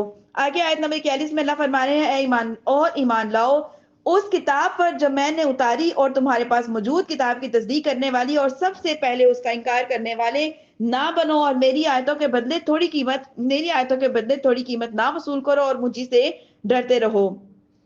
یعنی کہ نیکی اور بدی کے ہر کام کا یہی اصول نافذ ہے کہ اس کی ابتدا کرنے والوں کی پیروی کرنے والوں کو عمل کا ثواب یا عذاب بھی ملے گا. حضرت جریر بن عبداللہ رحمۃ اللہ علیہ سے روایت ہے کہ حضور اقدس صلی اللہ علیہ وسلم نے ارشاد فرمایا، جس نے اسلام میں کوئی اچھا طریقہ ایجاد کیا تو اس کے لیے اس طریقے کا ایجاد کرنے کا ثواب ہے، اور اس کے بعد جو لوگ اس طریقے پر عمل کریں گے اس کا ثواب بھی اس ایجاد کرنے والے کو ملے گا، اور اس عمل کرنے والوں کو اپنے ثواب میں بھی کوئی کمی نہ ہوگی. اور جس نے اسلام میں کوئی برا طریقہ ایجاد کیا ہے تو اس پر اس کا گناہ، اس کے بعد جو لوگ اس پر گناہ کریں گے اس کا گناہ بھی اسی کو ہوگا، اور اس عمل کرنے والے کو اپنے گناہ میں کوئی کمی نہ ہوگی. یہاں پہ جو فرمایا گیا ہے کہ میری آیتوں کے بدلے تھوڑی قیمت کے بدلے میری آیتوں کو نہ بیچو، میری آیتوں کے بدلے تھوڑی قیمت وصول نہ کرو. اس آیت میں دنیا کے حقیر اور ذلیل مال کے بدلے اللہ تعالیٰ کی آیت بیچنے سے منع کیا گیا. یہاں ان آیات میں تورات انجیل کی وہ آیات مراد ہیں جن میں حضور پر نور صلی اللہ علیہ وسلم کے اوصاف اور علامات کا بیان ہے. قرآن پاک کی یہ آیات ان یہودیوں کے متعلق نازل ہوئی ہیں جنہیں اپنی قوم کے نذرانے اور وظائف ملتے ہیں، اور انہیں ڈر تھا کہ وہ ان کی قوم کا معلوم ہو گیا تو تورات میں محمد مصطفیٰ صلی اللہ علیہ وسلم کی نشانیاں بیان کی گئی ہیں، تو ان سرداروں کو چھوڑ کر محمد مصطفیٰ صلی اللہ علیہ وسلم پر ایمان لے آئیں گے اور یوں ان کے نذرانے بند ہو جائیں گے. اسی کو فرمایا جا رہا ہے کہ دنیا کے قلیل مال کے بدلے اللہ تعالیٰ کی آیتیں نہ بیچو. وَلَا تَلْبِسُوا الْحَقَّ بِالْبَاطِلِ وَتَكْتُمُوا الْحَقَّ وَأَنْتُمْ تَعْلَمُونَ، اور حق کو باطل کے ساتھ نہ ملاؤ، جان بوجھ کر حق نہ چھپاؤ. یہ آیت یہودی علماء کے متعلق نازل ہوئی ہے کہ نبی صلی اللہ علیہ وسلم کی عظمت و نبوت کے متعلق تورات کی آیتیں چھپاتے تھے، اور جو کبھی کچھ بیان کرتے تو اس کے ساتھ اپنی طرف سے کچھ باتیں بھی ملا دیا کرتے تھے. وَأَقِیمُوا الصَّلَاةَ وَآتُوا الزَّکَاةَ وَارْکَعُوا مَعَ الرَّاکِعِینَ آیت نمبر 43. اور نماز قائم کرو، زکوٰۃ ادا کرو، رکوع کرنے والوں کے ساتھ رکوع کرو، یعنی کہ باجماعت نماز ادا کرو. أَتَأْمُرُونَ النَّاسَ بِالْبِرِّ وَتَنْسَوْنَ أَنفُسَکُمْ وَأَنْتُمْ تَتْلُونَ الْکِتَابَ أَفَلَا تَعْقِلُونَ، کیا تم لوگوں کی بھلائی کا حکم دیتے ہو اور اپنے آپ کو بھولتے ہو، حال ہے کہ تم کتاب پڑھتے ہو، اور کیا تمہیں عقل نہیں ہے. آیت نمبر 46 اللہ رب العزت ارشاد فرما رہے ہیں، اور صبر اور نماز سے مدد طلب کرو، بے شک نماز ضرور بھاری ہے مگر ان پر جو دل سے میری طرف جھکتے ہیں، جنہیں یقین ہے کہ انہیں اپنے رب سے ملنا ہے اور انہیں اسی کی طرف لوٹ کر جانا ہے. اس آیت کی تفسیر یہ ہے کہ اس سے پہلی آیت میں بنی اسرائیل کو سید المرسلین صلی اللہ علیہ وسلم پر ایمان لانے، ان کی شریعت پر عمل کرنے اور سرداری ترک کرنے اور منصب و مال کی محبت دل سے نکالنے کا حکم دیا گیا۔ اور اس آیت میں ان سے فرمایا جا رہا ہے کہ اے بنی اسرائیل، اپنے نفس کو لذتوں سے روکنے کے لیے صبر سے مدد چاہو۔ اگر صبر کے ساتھ ساتھ نماز سے بھی مدد حاصل کرو گے تو سرداری اور منصب مال کی محبت دل سے نکالنا تمہارے لیے آسان ہو جائے گا۔ بے شک نماز ضرور بھاری ہے، البتہ ان لوگوں کو بھاری نہیں ہے جو دل سے میری طرف جھکتے ہیں۔ دوسری تفسیر یہ ہے کہ اے مسلمانوں، تم رضا الہی کے حصول اور اپنی حاجتوں کی تکمیل میں صبر اور نماز سے جو ہے وہ مدد طلب کرو۔ سبحان اللہ، کیا پاکیزہ تعلیم دی گئی ہے۔ صبر کی وجہ سے قلبی قوت میں اضافہ ہوتا ہے اور نماز کی برکت سے اللہ تعالیٰ سے تعلق اور مضبوط ہو جاتا ہے، اور یہ دونوں چیزیں پریشانیوں کو برداشت کرنے اور انہیں دور کرنے میں سب سے بڑی معاون ہے۔ اس میں بشارت یہ ہے کہ آخرت میں مومنین کا دیدار الہی کی نعمت بھی نصیب ہوگی، نیز اللہ تعالیٰ سے ملاقات اور اس کی طرف رجوع میں ترغیب اور ترہیب دونوں ہے، اور ان دونوں کو پیش نظر رکھنا نماز میں خشوع پیدا کرنے کا ذریعہ ہے۔ گویا نماز میں خشوع وضو قائم کرنے کا بھی یہی حکم ہے، اور اس کا حاصل کرنے کا طریقہ بھی بتا دیا گیا ہے۔ یا بنی اسرائیل اذکروا نعمتی التی انعمت علیکم وانی فضلتکم علی العالمین، اے یعقوب کی اولاد، یاد کرو میرا وہ احسان جو میں نے تم پر کیا، اور یہ کہ میں نے تمہیں اس سارے زمانے میں فضیلت دی۔ یاد رکھیں ان آیات میں بنی اسرائیل کے ان لوگوں سے خطاب کیا جا رہا ہے جو سید المرسلین صلی اللہ علیہ وسلم کے مقدس زمانے میں موجود تھے، اور انہیں اللہ تعالیٰ کی جو نعمتیں یاد کرنے کا حکم دیا جا رہا ہے وہ یہ تھی: ایک یہ نعمت کہ تمام اہل زمانہ پہ اللہ نے ان کو فضیلت اور برتری بخشی، دریا میں راستہ بن جانا، فرعون سے ان کو نجات دلائی، تورات کا عطا کیا، بچھڑے کی پوجا پر معافی مل جانا، ایک گروہ کا مرنے پر کے بعد زندہ کیا جانا، بادلوں سے سایہ ملنا، من اور سلوہ کا نازل ہونا، پانی کے 12 چشمے کا جاری ہونا، زمین میں اناج عطا کیا گیا وغیرہ۔ یہ تمام نعمتیں ان کے آباء و اجداد کو عطا کی گئی تھی، اور چونکہ جو نعمت آباء و اجداد کو ملی ہو وہ اولاد کے حق میں بھی نعمت ہوتی ہے، اس لیے ان سے فرمایا جا رہا ہے کہ اے یعقوب کی اولاد، میرا وہ احسان یاد کرو جو میں نے تم پر کیا تھا۔ اے حبیب مکرم صلی اللہ علیہ وسلم کی پیروی کر کے ان کے دین میں داخل ہو کر میری ان تمام نعمتوں کو شکر ادا کرو۔ بنی اسرائیل کی نعمتوں کو سامنے رکھ کر امت محمدیہ پر ہونے والے انعامات کو شمار کریں، اور ہم سمجھ سکتے ہیں کہ شکر گزاری کا تقاضا ہم سے کس قدر مطلوب ہے۔ آگے اللہ رب العزت ارشاد فرما رہے ہیں کہ آیت نمبر 48 میں، اور اس دن سے ڈرو جس دن کوئی جان کسی دوسرے کی طرف سے بدلہ نہ دے گی، نہ کوئی سفارش مانی جائے گی، اور نہ ہی کوئی معاوضہ لیا جائے گا، اور نہ ان کی مدد کی جائے گی۔ اور یاد کرو جب ہم نے تمہیں فرعونیوں سے نجات دی اور تمہیں بہت بڑا عذاب دیتے تھے، تمہارے بیٹوں کو ذبح کرتے تھے، تمہاری بیٹیوں کو زندہ چھوڑ دیتے تھے، اور اس نے تمہارے رب کی طرف سے بڑی آزمائش تھی۔ آیت نمبر 50، اور یاد کرو جب ہم نے تمہارے لیے دریا کو پھاڑ دیا اور ہم نے تمہیں بچا لیا اور فرعونیوں کو تمہاری آنکھوں کے سامنے غرق کر دیا۔ اور یاد کرو جب ہم نے موسیٰ سے 40 راتوں کا وعدہ فرمایا، پھر اس کے پیچھے تم نے بچھڑے کی پوجا شروع کر دی اور تم واقعی ظالم تھے، پھر اس کے بعد ہم نے تمہیں معافی عطا کی تاکہ تم شکر ادا کرو۔ اور آیت نمبر 53، اور یاد کرو جب ہم نے موسیٰ کو کتاب عطا کی اور حق اور باطل میں فرق کرنا تاکہ تم ہدایت پا جاؤ۔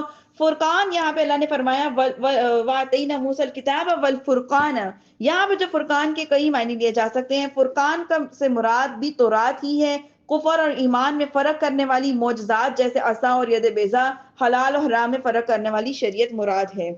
آگے 54 آیت نمبر، اور یاد کرو جب موسیٰ نے اپنی قوم سے کہا، اے میری قوم، تم نے بچھڑے کو معبود بنا کر اپنی جانوں پر ظلم کیا، حالانکہ اپنے پیدا کرنے والے کی بارگاہ میں توبہ کرو، یوں کہ تم اپنے لوگوں کو قتل کرو، یہ تمہارے پیدا کرنے والے کے نزدیک تمہارے لیے بہتر ہے، تو اس نے تمہاری توبہ قبول کی، بے شک وہی توبہ قبول کرنے والا مہربان ہے۔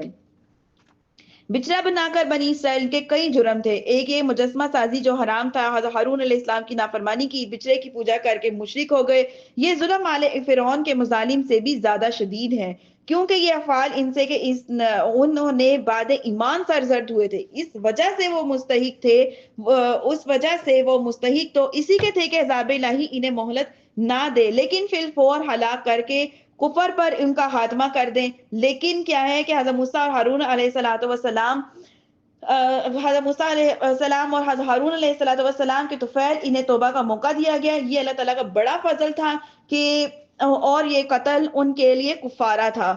آگے آیت نمبر دیکھیے 56 5 اور 6۔ اور یاد کرو جب ہم نے تم سے کہا تھا کہ اے موسیٰ ہم ہرگز تمہارا یقین نہیں کریں گے جب تک کہ اعلانیہ خدا کو نہ دیکھ لیں، اور تمہارے دیکھتے ہی دیکھتے تمہیں کڑک نے پکڑ لیا، اور تمہاری موت کے بعد ہم نے تمہیں زندہ کیا تاکہ تم شکر ادا کرو۔ آیت نمبر 57۔ اور ہم نے تمہارے اوپر بادل کو سایہ بنا دیا، تمہارے اوپر من سلوہ اتارا، اور تمہاری دی ہوئی پاکیزہ چیزیں کھاؤ، اور انہوں نے ہمارا کچھ نہ بگاڑا بلکہ اپنی جانوں پر ہی ظلم کرتے رہے۔ آیت نمبر 58۔ اور جب ہم نے انہیں کہا تھا کہ اس شہر میں داخل ہو جاؤ، تو پھر ان میں سے جہاں چاہو بے روک ٹوک کھاؤ پیو، اور دروازے میں سجدہ کرتے ہوئے داخل ہونا، اور کہتے رہنا ہمارے گناہ معاف ہوں، ہم تمہاری خطائیں بخش دیں گے، اور ان قریب یہ نیکی کرنے والوں کو اور زیادہ عطا کریں گے۔ آیت نمبر 59۔ اور پھر ان ظالموں نے جو ان سے کہا گیا تھا اسے ایک دوسرے کی بات سے بدل دیا، اور ہم نے آسمان سے ان ظالموں پر عذاب کر دیا کیونکہ یہ نافرمانی کرتے تھے۔ بنی اسرائیل پر طاعون کا عذاب مسلط کیا گیا، اس کی وجہ سے ایک قول کے مطابق ایک گھڑی میں 70,000 افراد ہلاک ہو گئے، اور دوسرے قول کے مطابق 24,000 افراد جو ہیں وہ ہلاک ہو گئے۔ حضرت اسامہ رضی اللہ عنہ سے روایت ہے کہ حضرت صلی اللہ علیہ وسلم ارشاد فرماتے ہیں بے شک یہ طاعون ایک عذاب ہے جسے تم سے پہلے لوگوں پر مسلط کیا گیا تھا، لہٰذا جب کسی جگہ طاعون ہو تم وہاں پہ موجود ہو تو تم طاعون سے بھاگ کر وہاں سے نہ نکلو جب تک کہ وہ طاعون جو ہے وہ وہاں سے ختم نہ ہو جائے۔ اور یاد کرو جب موسیٰ نے اپنی قوم کے لیے پانی طلب کیا تو ہم نے فرمایا کہ تم پتھر پر عصا مارو، تو فوراً اس میں 12 چشمے بہہ نکلے۔ ہر گروہ نے اپنے پانی پینے کی جگہ کو پہچان لیا، اور ہم نے فرمایا کہ اللہ کا رزق ہے، کھاؤ پیو، زمین میں فساد نہ پھیلاتے پھرو۔ آیت نمبر 61۔ اور جب تم سے کہا جائے کہ اے موسیٰ ہم ایک کھانے پر ہرگز صبر نہیں کریں گے، لہٰذا آپ اپنے رب سے دعا کیجئے کہ وہ ہمارے لیے وہ چیزیں نکالے جو زمین میں اگاتی ہیں، جیسے ساگ اور ککڑی اور گندم اور مسور کی دال اور پیاز۔ فرمایا گیا ہے کہ کیا تم بہتر چیز کے بدلے میں گھٹیا چیز مانگتے ہو؟ اچھا پھر مل کے مصر یا پھر کسی شہر میں قیام کرو، وہاں تمہیں وہ سب کچھ ملے گا جو تم نے مانگا ہے۔ اور اس پر ذلت اور غربت مسلط کر دی گئی، اور وہ خدا کے غضب کے مستحق ہو گئے۔ یہ ذلت اور غربت اسی وجہ سے تھی کہ وہ اللہ تعالیٰ کی آیتوں کا انکار کرتے تھے، انبیاء کو ناحق شہید کر دیا کرتے تھے، اور یہ اس وجہ سے تھی کہ انہوں نے نافرمانی کی اور مسلسل سرکشی کرتے رہے۔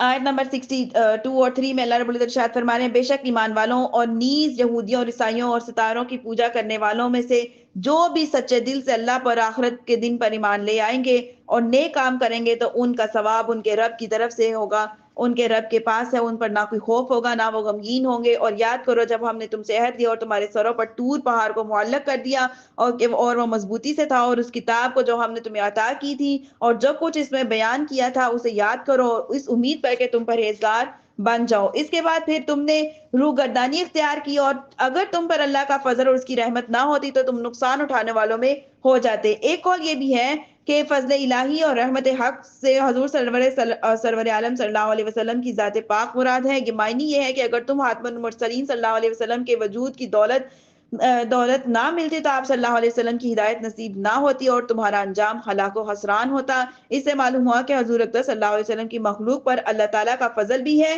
اور رحمت بھی ہے۔ وَلَقَدْ عَلِمْتُمُ الَّذِينَ اعْتَدَوْا مِنْكُمْ فِي السَّبْتِ فَقُلْنَا لَهُمْ كُونُوا قِرَادَةً خَاسِئِينَ۔ اور یقیناً تمہیں معلوم ہے کہ وہ لوگ جنہوں نے تم میں سے ہفتے کے دن سرکشی کی تو ہم نے ان کو کہا کہ دھتکارے ہوئے بندر بن جاؤ،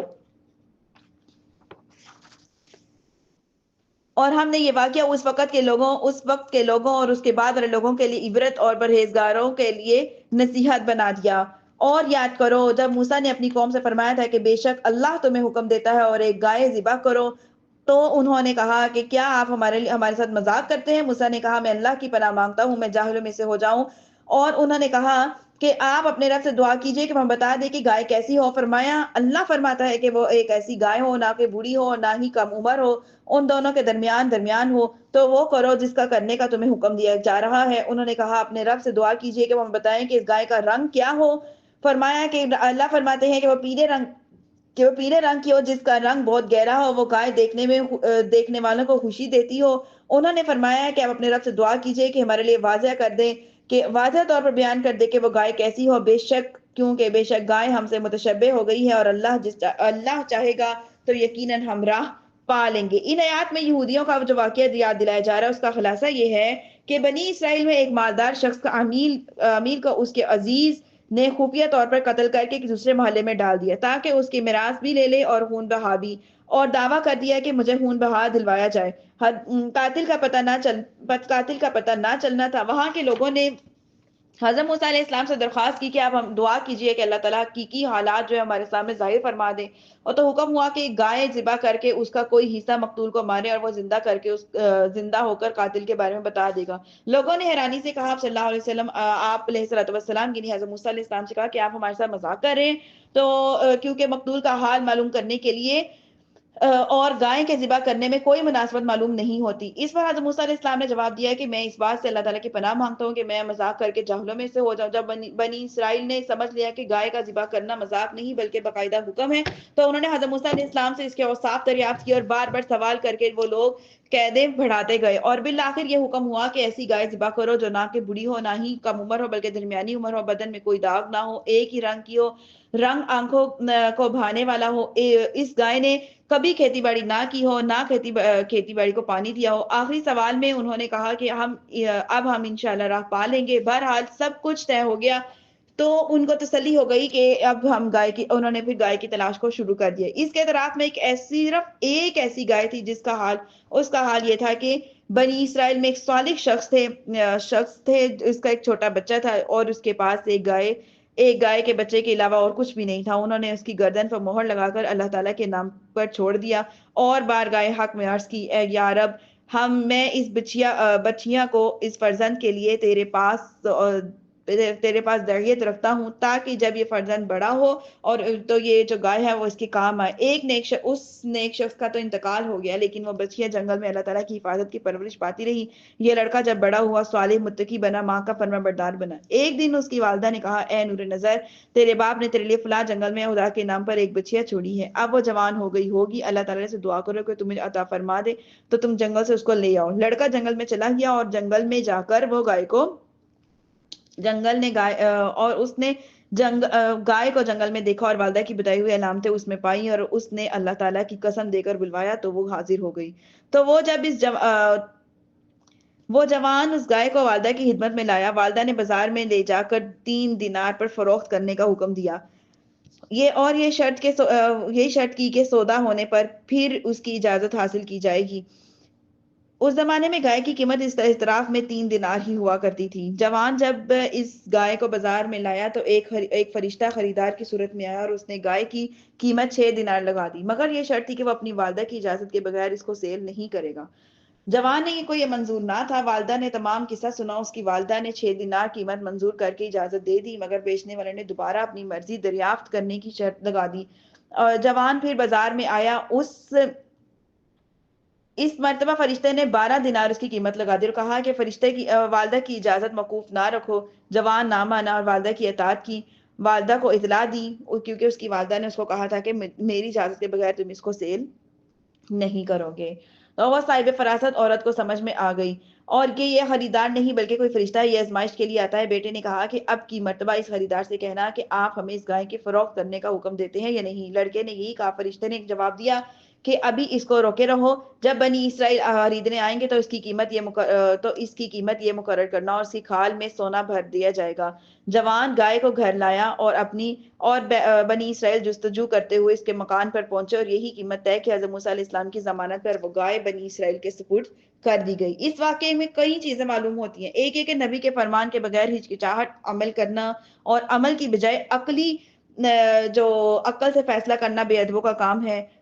پیغمبر جھوٹ، دل لگی، کسی کا مذاق وغیرہ اڑانے اور ایسے عیبوں سے پاک ہیں۔ البتہ خوش طبعی ایک محمود صفت ہے جو کہ ان میں پائی جاتی تھی۔ شرعی احکام کے متعلق بیجا بحث مشقت کا سبب ہے، اور حدیث شریف میں ہے کہ اگر بنی اسرائیل بحث نہ نکالتے تو جو بھی گائے وہ لے آتے وہ ان کے لیے کافی تھی۔ اور چوتھی بات یہ ہے کہ انشاءاللہ کہنے کی بڑی برکت ہے۔ حضور پر نور صلی اللہ علیہ وسلم نے فرمایا اگر بنی اسرائیل انشاءاللہ لا مختدون نہ کہتے تو وہ گائے کو کبھی بھی پا نہیں سکتے تھے۔ پانچویں بات یہ ہے کہ جو اپنے عیال کو اللہ تعالیٰ کے سپرد کرے، اللہ تعالیٰ اس کی عمدہ پرورش فرماتا ہے، اور جب نمان اللہ کے بھروسے اس کی امانت میں دے، اللہ تعالیٰ اس میں بھی برکت دیتا ہے۔ ساتویں بات یہ ہے کہ والدین کی فرما برداری اللہ تعالیٰ کو پسند ہے۔ آٹھویں بات یہ ہے کہ ماں باپ کی خدمت اور اطاعت کرنے والوں کو دونوں جہانوں میں دونوں جہان ملتے ہیں۔ آیت نمبر 71 میں فرماتے ہیں اللہ رب العزت، جس کا مفہوم یہ ہے، موسیٰ نے فرمایا اللہ فرماتا ہے کہ وہ ایک ایسی گائے ہے جس سے نہ خدمت لی جاتی ہے اور نہ وہ زمین میں ہل چلائے، اور نہ وہ کھیتی کو پانی دیتی ہے، بلکہ بے عیب ہے، اس میں کوئی داغ نہیں ہے۔ سن کر انہوں نے کہا اب آپ بالکل صحیح بات لائے ہیں۔ پھر انہوں نے اس گائے کو ذبح کیا، اور حالانکہ کہ وہ ذبح کرتے معلوم نہ ہوتے تھے۔ اور یاد کرو جب ہم نے ایک شخص کو قتل کر دیا، پھر اس کا الزام دوسرے پر ڈالنے لگے، حالانکہ اللہ ظاہر کرنے والا ہے جسے تم چھپا رکھتے ہو۔ پھر ہم نے فرمایا کہ اس مقتول کو اس گائے کا ایک ٹکڑا مارو، اسی طرح کہ اللہ مردوں کو زندہ کرے گا اور وہ اپنی نشانیاں دکھاتا ہے تاکہ تم سمجھ پاؤ۔ آیت نمبر 74، اور پھر اس کے بعد تمہارے دل سخت ہو گئے اور وہ پتھروں کی طرح ہیں، بلکہ اس سے بھی زیادہ سخت ہیں، اور پتھروں میں بھی جو کچھ وہ ہیں اس میں ندیاں نکلتی ہیں، اور کچھ ایسے ہیں کہ وہ پھٹ جاتے ہیں جن سے پانی نکلتا ہے، اور ایسے ہیں جو اللہ کے ڈر سے گر پڑتے ہیں، اور اللہ تمہارے اعمال سے ہرگز بے خبر نہیں ہے۔ تو اے مسلمانوں، کیا تم یہ امید رکھتے ہو کہ تمہاری وجہ سے ایمان لے آئے؟ حالانکہ ان میں ایک گروہ وہ بھی تھا کہ اللہ کا کلام سنتے تھے اور پھر اسے سمجھ لینے کے بعد جان بوجھ کر بدل دیتے تھے۔ آیت نمبر 76 اور 8، اور جب یہ مسلمانوں سے ملتے تو کہتے تھے کہ ہم ایمان لا چکے ہیں، اور جب آپس میں اکیلے ہوتے تو کہتے کہ ان کے سامنے وہ علم بیان کرتے ہو جو اللہ نے تمہارے اوپر کھولا ہے، تاکہ اس کے ذریعے یہ تمہارے رب کی بارگاہ میں اپنے اوپر حجت قائم کریں۔ اور کیا تمہیں عقل نہیں ہے؟ کیا یہ اتنی بات نہیں جانتے کہ اللہ جانتا ہے جو کچھ وہ تم چھپاتے ہو اور جو کچھ تم ظاہر کرتے ہو؟ آیت نمبر 78، اور ان میں سے کچھ ان پڑھ ہیں جو کتاب کو نہیں جانتے مگر زبانی پڑھ لینا اور اپنی من گھڑت اور صرف خیال و گمان میں پڑے ہوئے ہیں۔ تو بربادی ہے ان لوگوں کے لیے جو اپنے ہاتھوں سے کتاب لکھتے ہیں اور پھر کہتے ہیں کہ خدا کی طرف سے اور اس کے بدلے میں تھوڑی سی قیمت حاصل کر لیتے ہیں، تو ان لوگوں کے لیے ان کے ہاتھوں میں لکھے ہوئے کی وجہ سے ہلاکت ہے، اور ان کے لیے ان کی کمائی کی وجہ سے بھی تباہی ہے۔ جب سرکار دو عالم صلی اللہ علیہ وسلم مدینہ تشریف لائے تو علماء تورات اور سرداران یہود کو قوی اندیشہ ہو گیا کہ ان کی روزی جاتی رہے گی اور سرداری مٹ جائے گی، کیونکہ تورات میں حضور پر نور صلی اللہ علیہ وسلم کا حلیہ اور صاف مذکور تھا۔ جب لوگ حضور اکرم صلی اللہ علیہ وسلم کو ان کے مطابق پائیں گے تو فوراً ایمان لے آئیں گے اور اپنے علماء اور سرداروں کو چھوڑ دیں گے۔ اس اندیشے سے انہوں نے تورات میں تحریف اور تغیر کر ڈالی اور حلیہ وغیرہ حلیہ شریف تبدیل کر دیا۔ مثلاً تورات میں آپ صلی اللہ علیہ وسلم کے اوصاف یہ لکھے تھے کہ آپ صلی اللہ علیہ وسلم خوبصورت ہیں، بال بہت خوبصورت ہیں، آنکھیں سرمگی خط درمیانہ، اور ان کو مٹا کر انہوں نے یہ بتایا کہ وہ قد دراز ہیں، آنکھیں کجی نیلی اور بال الجھے ہوئے ہیں۔ یہی عوام کو سناتے، یہی کتاب الہی کا مضمون بتاتے، اور یہ سمجھتے کہ لوگ حضور اکرم صلی اللہ علیہ وسلم کو ان کے خلاف پائیں گے تو آپ صلی اللہ علیہ وسلم پر ایمان نہ لائیں گے، اور بلکہ ہم نے جو بھی کچھ بیان کیا ہے اس پر ہماری جو کمائی میں کوئی بھی فرق نہیں آئے گا۔ اس پر فرمایا گیا کہ بربادی ہے ان لوگوں کے لیے جو اپنے ہاتھوں سے تورات میں من گھڑت باتیں لکھتے ہیں اور پھر کہتے ہیں کہ یہ بھی خدا عز و جل کی طرف سے، اور اللہ تعالیٰ کی کتاب میں تحریف صرف اسی لیے کرتے ہیں کہ اس کے بدلے تھوڑی سی قیمت پا لے، تو ان لوگوں کے لیے اپنے ہاتھوں میں لکھے ہوئے کی وجہ سے، کمائی کی وجہ سے تباہی اور بربادی ہے۔ آگے دیکھیے آیت نمبر 80، اور وہ بولے ہمیں تو آگ ہرگز نہیں چھوئے گی مگر گنتی کے چند دن۔ اے حبیب تم فرما دو کہ تم نے خدا سے کوئی وعدہ لیا ہو، اگر ایسا ہے تو پھر اللہ ہرگز اپنے وعدے کے خلافی نہیں کرتا، بے شک تم اللہ پر وہ بات کہہ رہے ہو جس کا تمہیں علم نہیں ہے۔ کیوں نہیں؟ جس نے گناہ کمایا اور اس کی خطا نے اس کا گھیراؤ کر لیا، اور وہی لوگ جہنمی ہیں، وہ ہمیشہ اس میں رہیں گے، اور جو ایمان لائے اور اچھے کام کیے وہ جنت والے ہیں اور انہیں ہمیشہ جنت میں رہنا ہے۔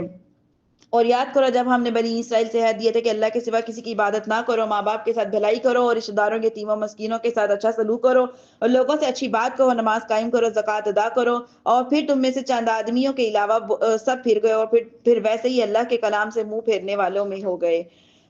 اور یاد کرو جب ہم نے تم سے عہد دیا تھا کہ آپس میں کسی کا خون نہ بہانا اور اپنے لوگوں کو اپنی بستیوں سے نہ نکالنا، اور تم نے اقرار بھی کر لیا تھا، تو پھر خود اس کے گواہ ہو گئے۔ یعنی اے یہودیوں، وہ وقت کو یاد کرو جب ہم نے تمہارے آباء و اجداد کو سے تورات میں عہد دیا تھا کہ آپس میں کسی کا خون نہ بہانا، پھر بھی انہوں نے اپنے لوگوں کو بستیوں سے بھی نکال دیا اور اپنے لوگوں کا خون بھی بہا دیا۔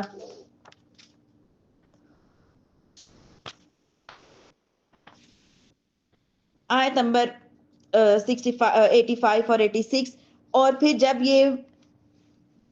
پھر یہ تم ہی ہو جو اپنے لوگوں کو قتل بھی کرنے لگے ہو، اور اپنے میں ایک گروہ کو ان کے وطن سے بھی نکالنے لگے ہو، اور ان کے خلاف گناہ اور زیادتی کے کاموں میں مدد بھی کرتے ہو، اور اگر وہی قیدی ہو کر تمہارے پاس آئے تو تم معاوضہ دے کر انہیں چھڑا لیتے ہو، حالانکہ تمہارے اوپر ان کا نکالنا ہی حرام ہے۔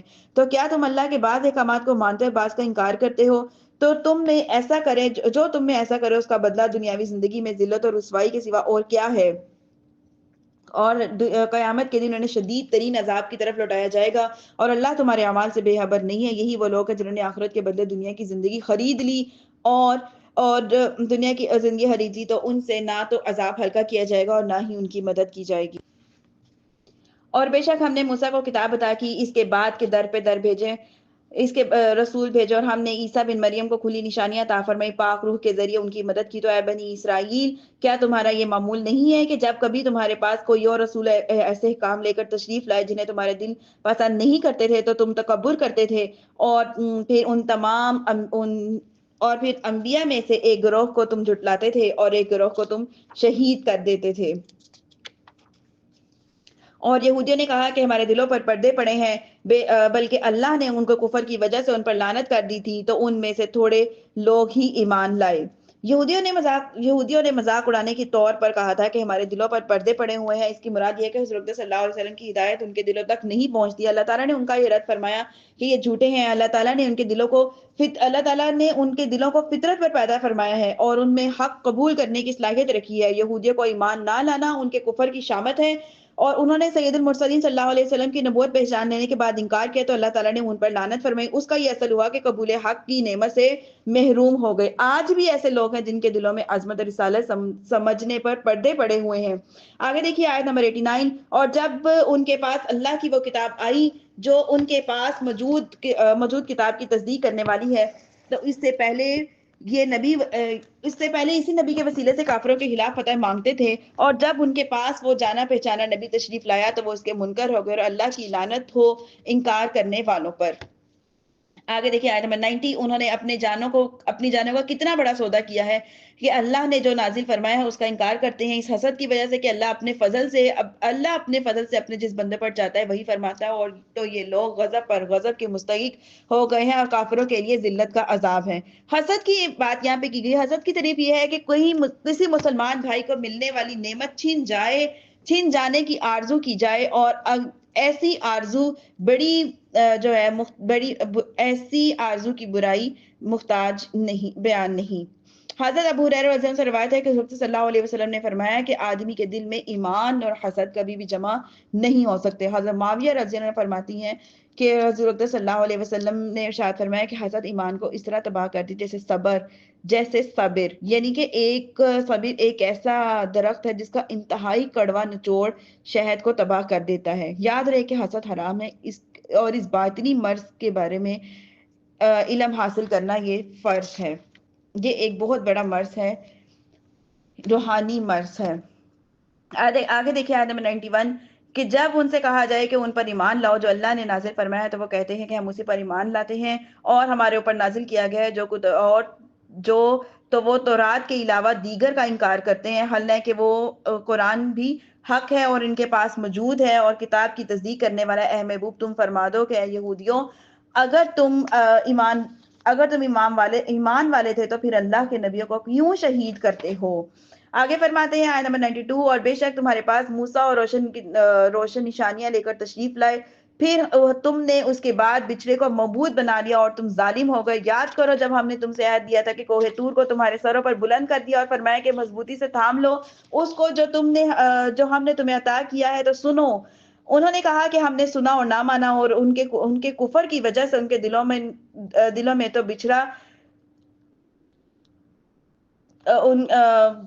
تو کفر کی وجہ سے ان کے دلوں میں بچھڑا ہوا تھا۔ اے محبوب تم فرما دو اگر تم ایمان والے ہو تو تمہارا ایمان تمہیں کتنا برا حکم دیتا ہے۔ اے محبوب تم فرما دو کہ اگر دوسرے لوگوں کو چھوڑ کر آخرت کا گھر اللہ کے نزدیک خالص تمہارے لیے ہی ہے تو اگر تم سچے ہو تو موت کی تمنا کرو۔ یہودیوں کا ایک باطل دعویٰ یہ تھا کہ جنت میں صرف وہی رہیں گے، جیسے کہ سورۃ بقرہ کی آیت نمبر 111 میں آ رہا ہے۔ اس کا رد فرمایا گیا ہے کہ اگر تمہارے گمان میں جنت تمہارے لیے خاص ہے اور آخرت کی طرف سے تمہیں اطمینان ہے تو اعمال کی حاجت نہیں، تو جنتی نعمتوں کے مقابلے میں دنیاوی مصائب کیوں برداشت کر رہے ہو؟ موت کی تمنا کرو تاکہ عیش اور آرام والی جنت میں جاؤ، کیونکہ وہ موت کی تمنا نہیں کرتے تھے۔ اگر تم نے موت کی تمنا نہ کی تو یہ تمہارے لیے جھوٹا ہونے کی دلیل ہے۔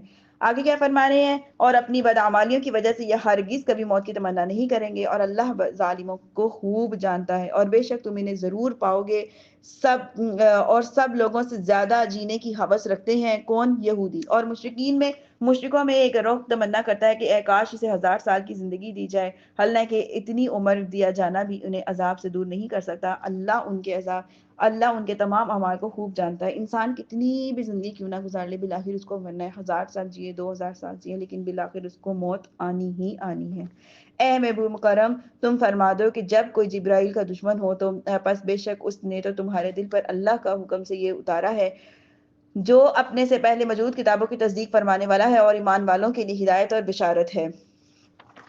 آگے اللہ رب العزت ارشاد فرما رہے ہیں جو کوئی اللہ اور اس کے فرشتوں اور اس کے رسولوں جبرائیل میکائیل کا دشمن ہو تو اللہ کافروں کا دشمن ہے، اور بے شک ہم نے تمہاری طرف روشن آیتیں نازل کی ہیں اور ان کا انکار صرف نافرمان لوگ ہی کرتے ہیں۔ اور جب کبھی انہوں نے کوئی عہد کیا ہو تو ان میں سے ایک گروہ نے عہد کو پھینک دیا، بے شک ان میں سے اکثر لوگ مانتے نہیں ہیں۔ آیت نمبر 101۔ اور جب ان کے پاس اللہ کی طرف سے ایک رسول تشریف لایا تو جو ان کی کتابوں کی تصدیق فرمانے والا ہے تو اہلی کتاب میں سے ایک گروہ نے اللہ کی کتاب کو پیٹ پیچھے یوں پھینک دیا جیسے کہ وہ کچھ جانتے ہی نہیں تھے۔ آیت نمبر 102 فرماتے ہیں کہ اے سلیمان یہ سلیمان کے عہد حکومت میں ایک جادو کے پیچھے پڑ گئے تھے جو شیاطین پڑھا کرتے تھے، اور سلیمان نے کفر نہ کیا بلکہ شیطان کافر ہوئے اور لوگوں کو جادو سکھاتے تو یہ جادو کے پیچھے بھی پڑ گئے جو بابل شہر میں 2 فرشتوں ہاروت اور ماروت پر اتارا گیا تھا، اور وہ دونوں کسی کو کچھ نہ سکھاتے جب تک وہ یہ نہ کہہ لیتے کہ ہم تو صرف لوگوں کا امتحان لیتے ہیں۔ تو اے لوگوں تم اپنا وقت اپنا ایمان ضائع نہ کرو۔ وہ لوگ ان فرشتوں سے ایسا جادو سیکھتے جس کے ذریعے مرد اور اس کی بیوی میں جدائی ڈال دے، حالانکہ وہ اس کے ذریعے سے کسی کو اللہ کے حکم کے بغیر کوئی نقصان نہیں پہنچا سکتے تھے، اور یہ ایسی چیز سیکھتے تھے جو انہیں نقصان دے اور انہیں نفع نہ دے۔ یقیناً انہیں معلوم ہے کہ جس نے یہ سودا لیا ہے آخرت میں اس کا کچھ حصہ نہیں، اور جنہوں نے اپنی جانوں کو کتنا بڑا سودا کیا ہے، کیا ہی اچھا ہوتا اگر یہ نہ جانتے۔ اس آیت کا شان نزول یہ ہے کہ حضرت سلیمان علیہ السلام کے زمانے میں بنی اسرائیل جادو سیکھنے میں مشغول ہوئے تو آپ صلی اللہ علیہ وسلم نے ان سے روکا اور ان کی کتابیں آپ صلی اللہ علیہ وسلم نے ان کو اس سے روکا اور ان کی کتابیں لے کر اپنی کرسی کے نیچے دفن کر دیں۔ حضرت سلیمان علیہ السلام کی وفات کے بعد شیاطین نے وہ کتابیں نکال کر لوگوں سے کہا کہ حضرت سلیمان علیہ السلام اسی کے زور سے سلطنت کرتے تھے۔ بنی اسرائیل کے نیک لوگ اور علماء نے تو انکار کر دیا، لیکن جو جاہل لوگ تھے وہ جاہل لوگ جادو کو سلیمان علیہ السلام کا علم مان کر اس کو سیکھنے پر ٹوٹ پڑے۔ انبیاء کرام علیہ السلام کی کتابیں چھوڑ دی اور حضرت سلیمان علیہ السلام پر ملامت کی شروع کر دی۔ ہمارے آقا مصطفیٰ صلی اللہ علیہ وسلم کے زمانے تک یہی حال رہا۔ اللہ تعالیٰ نے حضرت صلی اللہ علیہ وسلم کے ذریعہ حضرت سلیمان علیہ السلام کی جادو کی برات کا اظہار فرمایا۔ اس آیت سے یہ بھی معلوم ہوتا ہے کہ پیغمبروں سے دشمنوں کے الزام دور کرنا اللہ تعالیٰ کی سنت ہے، جیسا کہ لوگوں نے حضرت سلیمان علیہ السلام پر جادوگری کی تہمت لگائی اور اللہ تعالیٰ نے اس آیت سے اس تہمت کو دور کیا۔ نیز یہ بھی معلوم ہوتا ہے کہ جادو کرنا کبھی کفر بھی ہوتا ہے، اور جبکہ ان میں کفر الفاظ موجود ہوں۔ ہاروت اور ماروت کا یہاں پہ ذکر ہے، یہ 2 فرشتے ہیں جنہیں بنی اسرائیل کے آزمائش کے لیے اللہ تعالیٰ نے بھیجا تھا۔ ان کے بارے میں غلط قصے بھی بہت مشہور ہیں لیکن وہ باطل ہیں۔ آگے آیت نمبر 103 میں اللہ فرما رہے ہیں اور اگر وہ ایمان لاتے اور پرہیزگاری اختیار کرتے تو اللہ کے یہاں کا ثواب بہت بہت اچھا ہے اگر یہ جانتے۔ اے ایمان والو، رائنا نہ کہو اور یوں عرض کرو کہ حضور ہم پر نظر رکھے ہوئے ہیں، اور پہلے ہی بغور سنو، اور لوگوں کافروں کے لیے دردناک عذاب ہے۔ شان نزول اس آیت کا یہ ہے کہ جب حضرت صلی اللہ علیہ وسلم صحابہ کرام رضی اللہ عنہ رضوان اللہ اجمعین کو کچھ تعلیم اور تلقین فرماتے تو کبھی کبھی درمیان میں عرض کرتے رائنا یا رسول اللہ، تو اس کے معنی یہ ہے کہ یا رسول اللہ صلی اللہ علیہ وسلم ہمارے حال کی رعایت فرمائیے، یعنی کلام اقدس کو اچھی طرح سمجھ لینے کا موقع دیجیے۔ یہودیوں کی لغت میں یہ کلمہ بے ادبی کا معنی رکھتا تھا، اور انہوں نے اس بری نیت سے کہنا شروع کر دیا۔ حضرت سعد بن معاذ رضی اللہ عنہ یہودیوں کی اصطلاح سے واقف تھے۔ آپ نے ایک روز یہ کلمہ ان کی زبان سے سن کر فرمایا، اے دشمنان خدا، تم پر اللہ کی لعنت، اگر میں نے اب کسی کی زبان سے کلمہ سنا تو اس کی گردن اڑا دوں گا۔ اور یہودیوں نے کہا کہ ہم تو آپ برہم ہوتے ہیں، آپ تو ہم پر برہم ہوتے ہیں، جبکہ مسلمان بھی یہی کہتے ہیں۔ اس پر آپ رنجیدہ ہو کر سرکار دو عالم صلی اللہ علیہ وسلم کی حضرت کی خدمت اقدس پر حاضر ہوئے اور کہنے لگے، جس پر یہ آیت نازل ہوئی جس میں رعینا کہنے کی ممانعت فرمائی گئی کہ اور اس کا دوسرا لفظ فرمایا گیا کہ انظرنا۔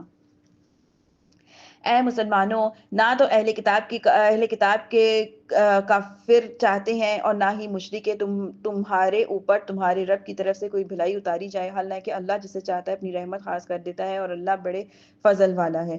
اس آیت کا شان نزول یہ ہے کہ یہودیوں کی ایک جماعت مسلمانوں کے ساتھ دوستی اور خیرخواہی کا اظہار کرتی تھی۔ اس کی تکذیب میں اللہ رب العزت نے یہ آیت نازل فرمائی، مسلمان کو بتایا گیا کہ کفار کے جو خیرخواہی کے دعوے ہیں وہ جھوٹے ہیں۔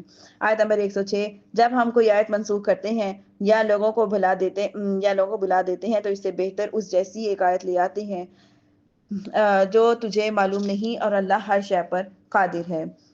کیا تجھے معلوم نہیں ہے کہ آسمان اور زمین کی بادشاہت اللہ ہی کے لیے، اور اللہ کے مقابلے میں نہ کوئی تمہارا حمایتی ہے اور نہ ہی کوئی مددگار؟ کیا تم یہ چاہتے ہو کہ تم اپنے رسول سے ویسے ہی سوال کرو جیسے کہ اس سے پہلے موسیٰ سے کیے گئے تھے، اور جو ایمان کے بدلے کفر اختیار کرے وہ سیدھی راہ سے بھٹک گیا ہے۔ اور اہل کتاب میں سے بہت سے لوگوں نے اس کے بعد ان پر خوب حق ظاہر ہو چکا ہے اپنی دلی حسد کی وجہ سے، جسے چاہا کاش کہ وہ تمہیں ایمان کے بعد کفر کی طرف پھیر دے تو تم انہیں چھوڑ دو اور ان سے درگزر کرتے رہو یہاں تک کہ اللہ اپنا حکم لائے، بے شک اللہ ہر چیز پر قادر ہے۔ جنگ احد کے بعد یہودیوں کی ایک جماعت نے حضرت حذیفہ رضی اللہ عنہ اور عمار بن یاسر رضی اللہ عنہما کو معاذ باللہ مرتد ہونے کی دعوت دی۔ ان بزرگوں نے سختی سے رد کر دی تو پھر حضرت صلی اللہ علیہ وسلم کی خدمت میں حاضر ہو کر ان کا واقعہ سنایا۔ حضور پر نور صلی اللہ علیہ وسلم نے فرمایا کہ تم نے بہتر کیا اور فلاح پائی۔ اس موقع پر یہ آیت نازل فرمائی گئی۔ آگے دیکھیے اللہ رب العزت آیت نمبر 110 میں کیا ارشاد فرما رہے ہیں۔ مفہوم یہ ہے کہ نماز کو قائم کرو، زکوٰۃ ادا کرو، اپنی جانوں کے لیے جو بھلائی تمہیں آگے بھیجو گے اسے اللہ کے یہاں پاؤ گے، بے شک اللہ تمہارے سب کاموں کو دیکھ رہا ہے۔ اور اہل کتاب نے کہا کہ ہرگز جنت میں داخل نہ ہوگا مگر وہی جو یہودی اور عیسائی ہو، اور اس کی من گھڑت تمنائیں ہیں جو تم فرما دو کہ اگر تم سچے ہو تو اپنی دلیل لاؤ۔ آگے اللہ رب العزت ارشاد فرماتے ہیں آیت نمبر 112 میں، ہاں کیوں نہیں، جس نے اپنا چہرہ اللہ کے لیے جھکا دیا تو وہ نیکی کرنے والا بھی ہو تو اس کا اجر اس کے رب کے پاس ہے، اور اس پر نہ ہی کوئی خوف ہوگا اور نہ ہی کوئی غم ہوگا۔ یہودیوں نے کہا عیسائی کسی شے پر نہیں، عیسائیوں نے کہا یہودی کسی شے پر نہیں، حالانکہ یہ کتاب پڑھتے ہیں، اور اسی طرح جاہلوں نے ان کے پہلو جیسی بات کہی تو اللہ قیامت کے دن ان میں سے اس بات کا فیصلہ کر دے گا جس میں یہ جھگڑ رہے تھے۔ آیت نمبر 114، اور اس سے بڑھ کر ظالم کون ہوگا جو اللہ کی مسجدوں کو اس بات سے روکے کہ ان میں اللہ کا نام لیا جائے اور ان کو ویران کرنے کی کوشش کرے۔ انہیں مسجدوں میں داخل ہونا مناسب نہ تھا مگر ڈرتے ہوئے، اس لیے دنیا میں رسوائی ان کے لیے دنیا میں رسوائی ہے اور آخرت میں بڑا عذاب ہے۔ یہ آیت بیت المقدس کی بے حرمتی کے متعلق نازل ہوئی، جس کا مختصر واقعہ یہ ہے کہ روم کے عیسائیوں نے یہودیوں پر حملہ کر کے ان کے جنگجوؤں کو قتل کر دیا، ان کی بیوی بچوں کو قید کر لیا، تورات کو جلا دیا اور بیت المقدس کو ویران کر دیا، ان میں نجاستیں ڈالی، خنزیر ذبح کیے، یوں بیت المقدس خلافت فاروقی تک اسی ویرانی میں رہا۔ آپ رضی اللہ عنہ کے عہد مبارک میں مسلمانوں نے اسے بنایا۔ ایک قول یہ بھی ہے کہ یہ آیت مشرکین مکہ کے حق میں نازل ہوئی جنہوں نے ابتداء اسلام میں حضور عالم صلی اللہ علیہ وسلم اور آپ کے صحابہ کرام رضوان اللہ اجمعین کو کعبے میں نماز پڑھنے سے روکا تھا، اور صلح حدیبیہ کے وقت اس میں نماز اور حج سے منع کر دیا گیا تھا۔ آیت نمبر 115 میں دیکھیے، اور مشرق اور مغرب سب اللہ ہی کا ہے، تم جدھر منہ کرو ادھر ہی اللہ کی رحمت تمہاری طرف متوجہ ہے، بے شک اللہ بہت وسعت والا، علم والا ہے۔ اس آیت کے شان نزول کے بہت سے بیان ہیں۔ ایک یہ ہے کہ ایک مرتبہ صحابہ کرام رضوان اللہ اجمعین طریقے رات میں سفر میں تھے، قبلہ کی سمت معلوم نہ تھی، ہر شخص نے جس طرف جس کا دل جمع نماز پڑھ لی، صبح کو رسالت بارگاہی میں حال بیان کیا تو یہ آیت نازل ہوئی۔ دوسری بات یہ ہے کہ حضرت عبداللہ ابن عمر رضی اللہ عنہ سے روایت ہے کہ یہ اس مسافر کے حق میں نازل ہوئی جو سواری پر نفل ادا کرے اور اس کی سواری جس طرف متوجہ ہو اس طرف منہ کر کے نماز پڑھنا اس کے لیے درست ہے۔ اور تیسری بات یہ ہے کہ جب خانہ کعبہ کو قبلہ بنایا گیا اور یہودیوں نے مسلمانوں پر اعتراضات کیے تو ان کے رد میں یہ آیت جو ہے نازل کی گئی کہ بتایا گیا کہ مشرق اور مغرب سب اللہ ہی کا ہے، جس طرف چاہے منہ کر کے نماز پڑھے، کسی کو کوئی اعتراض کا حق نہیں ہے۔ چوتھی بات یہ ہے کہ یہ آیت دعا ادعونی استجب لکم ادعونی استجب لکم نازل ہوئی جب حضور پرنور صلی اللہ علیہ وسلم سے دریافت کیا گیا کہ کس طرف منہ کر کے دعا کی جائے تو اس کے جواب میں آیت نازل ہوئی۔ شان نزول کے متعلق بہت سے اقوال ہیں۔ آگے دیکھیے آیت نمبر 116، مشرکینوں نے کہا کہ اللہ نے ہمارے لیے اولاد بنا رکھی ہے، وہ پاک ذات ہے، بلکہ وہ جو کچھ آسمان اور زمینوں میں ہے سب اسی کی ملکیت ہے، سب اسی کے حضور گردن جھکائے ہوئے ہیں، وہ بغیر کسی حساب کے مثال کے آسمان اور زمینوں کو نیا پیدا کرنے والا ہے، اور جب وہ کسی کام کو وجود میں لانے کا فیصلہ فرماتا ہے تو اس سے صرف یہ فرماتا ہے ہو جا تو ہو جاتا ہے، فَإِنَّمَا يَقُولُ لَهُ كُن فَيَكُونُ۔ آگے دیکھیے آیت نمبر 118، مفہوم یہ ہے کہ جاہلوں نے کہا کہ اللہ ہم سے کیوں نہیں کلام کرتا اور ہمارے پاس کوئی نشانی کیوں نہیں آ جاتی، اس سے پہلے کے لوگوں نے بھی ایسی ہی بات کہی تھی، ایک تو ان کے دل آپس میں ایسے ہو گئے تھے، بے شک ہم نے یقین کرنے والوں کے لیے نشانیاں کھول کر بیان کر دی ہیں۔ اس آیت کی تفسیر یہ ہے کہ یہودیوں نے حضور پرنور صلی اللہ علیہ وسلم سے کہا تھا کہ اگر آپ اپنے قول کے مطابق اللہ تعالیٰ کے رسول ہیں تو اللہ تعالیٰ سے فرما دیجئے کہ وہ ہم سے کلام کرے، خود جو اپنا کلام ہے ہم جو خود ان کا کلام کو سن لیں۔ اس پر اللہ تعالیٰ نے آیت نازل فرمائی کہ اس سے پہلے یہودیوں نے بھی حضرت موسیٰ علیہ السلام سے ایسی ہی بات کہی تھی۔ دوسری تفسیر یہ ہے کہ مشرکین نے حضرت صلی اللہ علیہ وسلم سے کہا تھا کہ اللہ تعالیٰ جس طرح فرشتوں اور انبیاء کرام علیہ الصلوۃ والسلام سے کلام فرماتے اس طرح خود ان سے آپ صلی اللہ علیہ وسلم کے نبوت کے متعلق کلام کیوں نہیں فرماتا تاکہ ہمیں یقین آ جائے کہ آپ ہی نبی ہیں اور ہم پر ایمان لیں، اور ہمارے پاس کوئی ایسی نشانی کیوں نہیں آ جاتی جس سے کہ آپ کی صداقت جو ہے وہ معلوم ہو جائے۔ اللہ تعالیٰ فرماتا ہے مشرکین کے پہلے کفار نے بھی اپنے رسولوں سے ہی ایسی ہی باتیں کی تھیں۔ 119 آیت نمبر، اے مکرم صلی اللہ علیہ وسلم، بے شک ہم نے تمہیں حق کے ساتھ خوشخبری دینے والا، ڈر سنانے والا بنا کر بھیجا ہے، اور آپ سے جہنمیوں کے بارے میں سوال نہیں کیا جائے گا۔ خوشخبری جنت کی خوشخبری کے لیے اور دوزخ سے ڈرانے کے لیے۔ آیت نمبر 120 دیکھیے، اور یہودی اور عیسائی ہرگز آپ سے راضی نہ ہوں گے جب تک کہ آپ ان کے دین کی پیروی نہ کر لیں، اور تم فرما دو اللہ کی ہدایت ہی حقیقی ہدایت ہے، اور اے مخاطب اگر تیرے پاس علم آ جائے تو بھی ان کی خواہشات کی پیروی کرے تو بھی ان کی خواہشات کی پیروی کرے گا، اور تجھے اللہ سے کوئی بچانے والا نہ ہوگا اور نہ ہی کوئی مددگار ہوگا۔ آیت نمبر 121 دیکھیے، وہ لوگ جنہیں ہم نے کتاب دی اور تو وہ اس کی تلاوت کرتے ہیں جیسا تلاوت کرنے کا حق ہے، اور یہی لوگ اس پر ایمان رکھتے ہیں، جو اس کا انکار کریں گے وہی نقصان اٹھانے والے ہوں گے۔ اے یعقوب کی اولاد میرا احسان یاد کرو۔ آیت نمبر 122، جو میں نے تم پر کیا، جو میں نے اس زمانے میں سب لوگوں پر تمہیں فضیلت عطا کی، یعنی کہ بنی اسرائیل، ایک بار پھر بنی اسرائیل کو اللہ تعالیٰ کی نعمتیں یاد دلائی جا رہی ہے تاکہ وہ اس پر قائم کی گئی حجت مزید مضبوط ہو جائے۔ پہلی یہ ہے کہ نبی کی اولاد ہونا، باعث عزت ہونا، اللہ تعالیٰ کی رحمت ہونا، اور اللہ تعالیٰ کی نعمتوں کا چرچا کرنا، ذکر کرنا، شکر ادا کرنا، یہ بھی اللہ تعالیٰ کا شکر ادا کرنے کا ایک قسم ہے۔ آگے دیکھیے آیت نمبر 123، اور اس دن سے ڈرو جب کوئی جان کسی دوسری جان کے کام نہ آئے گی، نہ کوئی بدلہ دے گی، اور نہ ہی کوئی معاوضہ لیا جائے گا، نہ کوئی کافر کی سفارش کو نفع دے گا، اور نہ ہی کوئی ان کی مدد کی جائے گی۔ آیت نمبر 124، یاد کرو جب حضرت ابراہیم کو اس کے رب نے چند باتوں کے ذریعے آزمایا تو اس نے انہیں پورا کر دیا۔ اللہ تعالیٰ نے فرمایا میں تمہیں لوگوں کا پیشوا بنانے والا ہوں۔ ابراہیم نے عرض کی کہ میری اولاد میں سے بھی، فرمایا میرا عہد ظالموں کو نہیں پہنچتا۔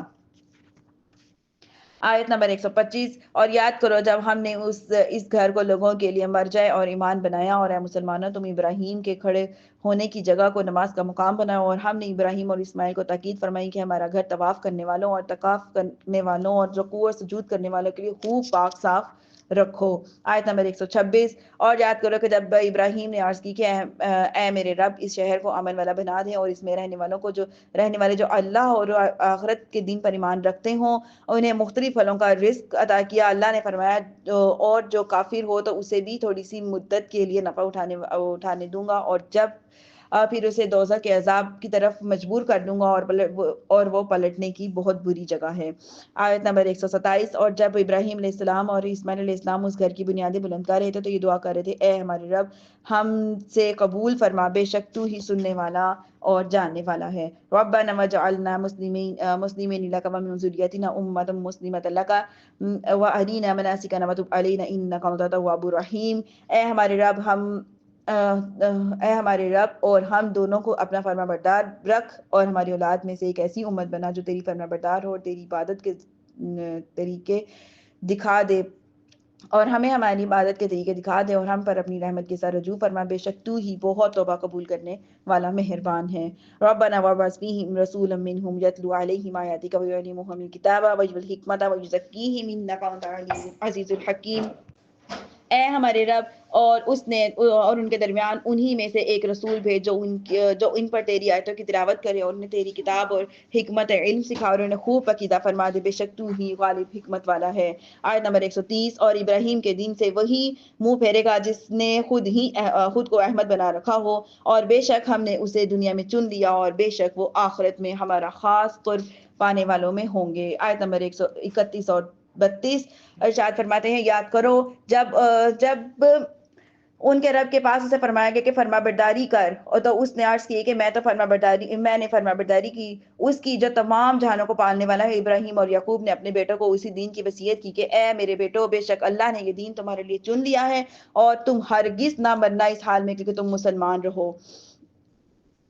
اے یہودیوں، کیا تم اس وقت موجود تھے جب یعقوب کے وصال کا وقت آیا، جب انہوں نے اپنے بیٹوں سے فرمایا، اے بیٹو میرے بعد تم کس کی عبادت کرو گے؟ تو انہوں نے کہا کہ ہم آپ کے معبود، آپ کے آباء و اجداد ابراہیم اور اسماعیل اور اسحاق کے معبود کی عبادت کریں گے، تو وہ ایک ہی ہے، ہم اس کے جو ایک ہی معبود ہے اور ہم اس کے فرما بردار ہیں۔ وہ ایک امت ہے جو گزر چکی ہے، ان کے اعمال ان کے لیے ہیں، اور تمہارے اعمال تمہارے لیے ہیں، اور تم نے ان کے کاموں کے بارے میں نہیں، اور تم سے ان کے کاموں کے بارے میں نہیں پوچھا جائے گا۔ آیت نمبر 135، اہل کتاب نے کہا کہ یہودی یا نصرانی ہو جاؤ، ہدایت پا جاؤ گے۔ تم فرماؤ ہرگز نہیں، بلکہ ہم ابراہیم کا دین اختیار کرتے ہیں جو ہر باطل سے جدا تھے اور مشرکینوں میں سے نہ تھے۔ حضرت عبداللہ بن عباس رضی اللہ عنہ فرماتے ہیں کہ یہ آیت مدینہ کے یہودی سرداروں، نجران اور عیسائیوں کے جواب میں نازل کی گئی۔ یہودیوں نے تو مسلمانوں سے یہ کہا تھا کہ حضرت موسیٰ علیہ السلام اور تمام انبیاء علیہ السلام میں سے سب سے افضل ہے، اور تورات تمام کتابوں میں سب سے افضل ہے۔ یہودی دین تمام ادیان سے اعلیٰ ہے۔ اس کے ساتھ انہوں نے حضرت سیدنا مصطفیٰ صلی اللہ علیہ وسلم انجیل شریف اور قرآن شریف کے ساتھ کفر کر کے مسلمانوں سے کہا تھا کہ یہودی بن جاؤ۔ اسی طرح نصرانیوں سے بھی اپنے ہی دین کو حق بتا کر مسلمانوں سے نصرانی ہو جانے کو کہا، تو اس پر اللہ تعالیٰ نے یہ آیت کریمہ نازل فرمائی۔ آیت نمبر 136 دیکھیے، اے مسلمانوں تم کہو ہم اللہ پر اور جو ہماری طرف سے نازل کیا گیا اس پر ایمان لائے، اور جو ابراہیم اور اسحاق اور اسماعیل اور یعقوب اس کی اولادوں کی طرف نازل کیا گیا، موسیٰ اور عیسیٰ کو بتایا گیا، اور جب باقی انبیاء کو ان کے رب کی طرف سے عطا کیا گیا، ہم اس پر ایمان لانے والے ان میں سے کسی کے درمیان فرق نہیں کرتے، ہم اللہ کے حضور گردن رکھے ہوئے ہیں۔ آگے دیکھیے 137 آیت نمبر، اور پھر اگر وہ بھی یوں ہی ایمان لے آئیں جیسا کہ تم ایمان لائے ہو، جب وہ ہدایت پا گئے، اور اگر منہ پھیرے تو صرف مخالفت میں پڑے ہوئے ہوں گے، تو اے حبیب مکرم صلی اللہ علیہ وسلم، عنقریب اللہ ان کی طرف تمہیں کافی کر دے گا، اور وہی سننے والا اور وہی جاننے والا ہے۔ آیت نمبر 138، ہم نے اللہ کا رنگ اپنے اوپر چڑھا لیا، اور اللہ کے رنگ سے بہتر کس کا رنگ ہے، اور ہم اسی کی طرف عبادت کرنے والے ہیں۔ جس طرح رنگ کپڑے کے ظاہر اور باطن میں سرایت کرتا جاتا ہے، اسی طرح اللہ تعالیٰ کے دین کے سچے عقائد ہمارے رگوں پہ سما گئے ہیں۔ ہمارا ظاہر باطن اس کے رنگ میں رنگ گیا ہے. ہمارا رنگ ظاہر رنگ نہیں جو کچھ فائدہ دے گا، بلکہ یہ نفوس کو پاک کرتا ہے. ظاہر میں اس کے آثار ہمارے اعمال میں نمودار ہوتے ہیں. آگے دیکھیے آیت نمبر 139. تم فرماؤ کہ کیا تم اللہ تعالیٰ کے بارے میں ہم سے جھگڑتے ہو، حالانکہ وہ ہمارا بھی رب ہے اور تمہارا بھی. ہمارے اعمال ہمارے لیے ہیں اور تمہارے اعمال تمہارے لیے، اور ہم خالص اسی کے لیے ہیں. آگے دیکھیے آیت نمبر 140. اے اہل کتاب، کیا تم یہ کہتے ہو کہ ابراہیم اور اسماعیل، اسحاق، یعقوب اور ان کی اولاد یہودی یا نصرانی تھے؟ تم فرماؤ کہ کیا تم زیادہ جانتے ہو یا اللہ؟ اس سے بڑھ کر ظالم کون ہے جس کے پاس اللہ کی طرف سے کوئی گواہی ہو اور وہ اسے چھپائے، اور اللہ تمہارے اعمال سے بے خبر نہیں ہے. آیت نمبر 141. اور وہ ایک امت ہے جو گزر چکی ہے، اور ان کے اعمال ان کے لیے ہیں اور تمہارے اعمال تمہارے لیے ہیں، اور تم سے ان کے کاموں کے بارے میں نہیں پوچھا جائے گا. اس آیت میں یہودیوں کو ایک بار پھر سے تنبیہ کی گئی ہے کہ تم اپنے اسلاف کی فضیلت پر بھروسہ نہ کرو، کیونکہ ہر ایک سے اسی کے اعمال کے بارے میں پوچھ گچھ ہوگی. اس میں ان مسلمانوں کے لیے بھی نصیحت ہے جو اپنے ماں باپ، پیر اور مرشد وغیرہ کے نیک اعمال پر بھروسہ کر کے خود نیکیوں سے دور اور گناہوں میں مصروف رہتے ہیں. تو الحمدللہ اللہ تعالیٰ کے فضل کرم رحمت سے ہمارا پہلا پارہ جو ہے وہ مکمل ہوا. اللہ پاک ہمیں کہنے سننے سے زیادہ عمل کی توفیق عطا فرمائے.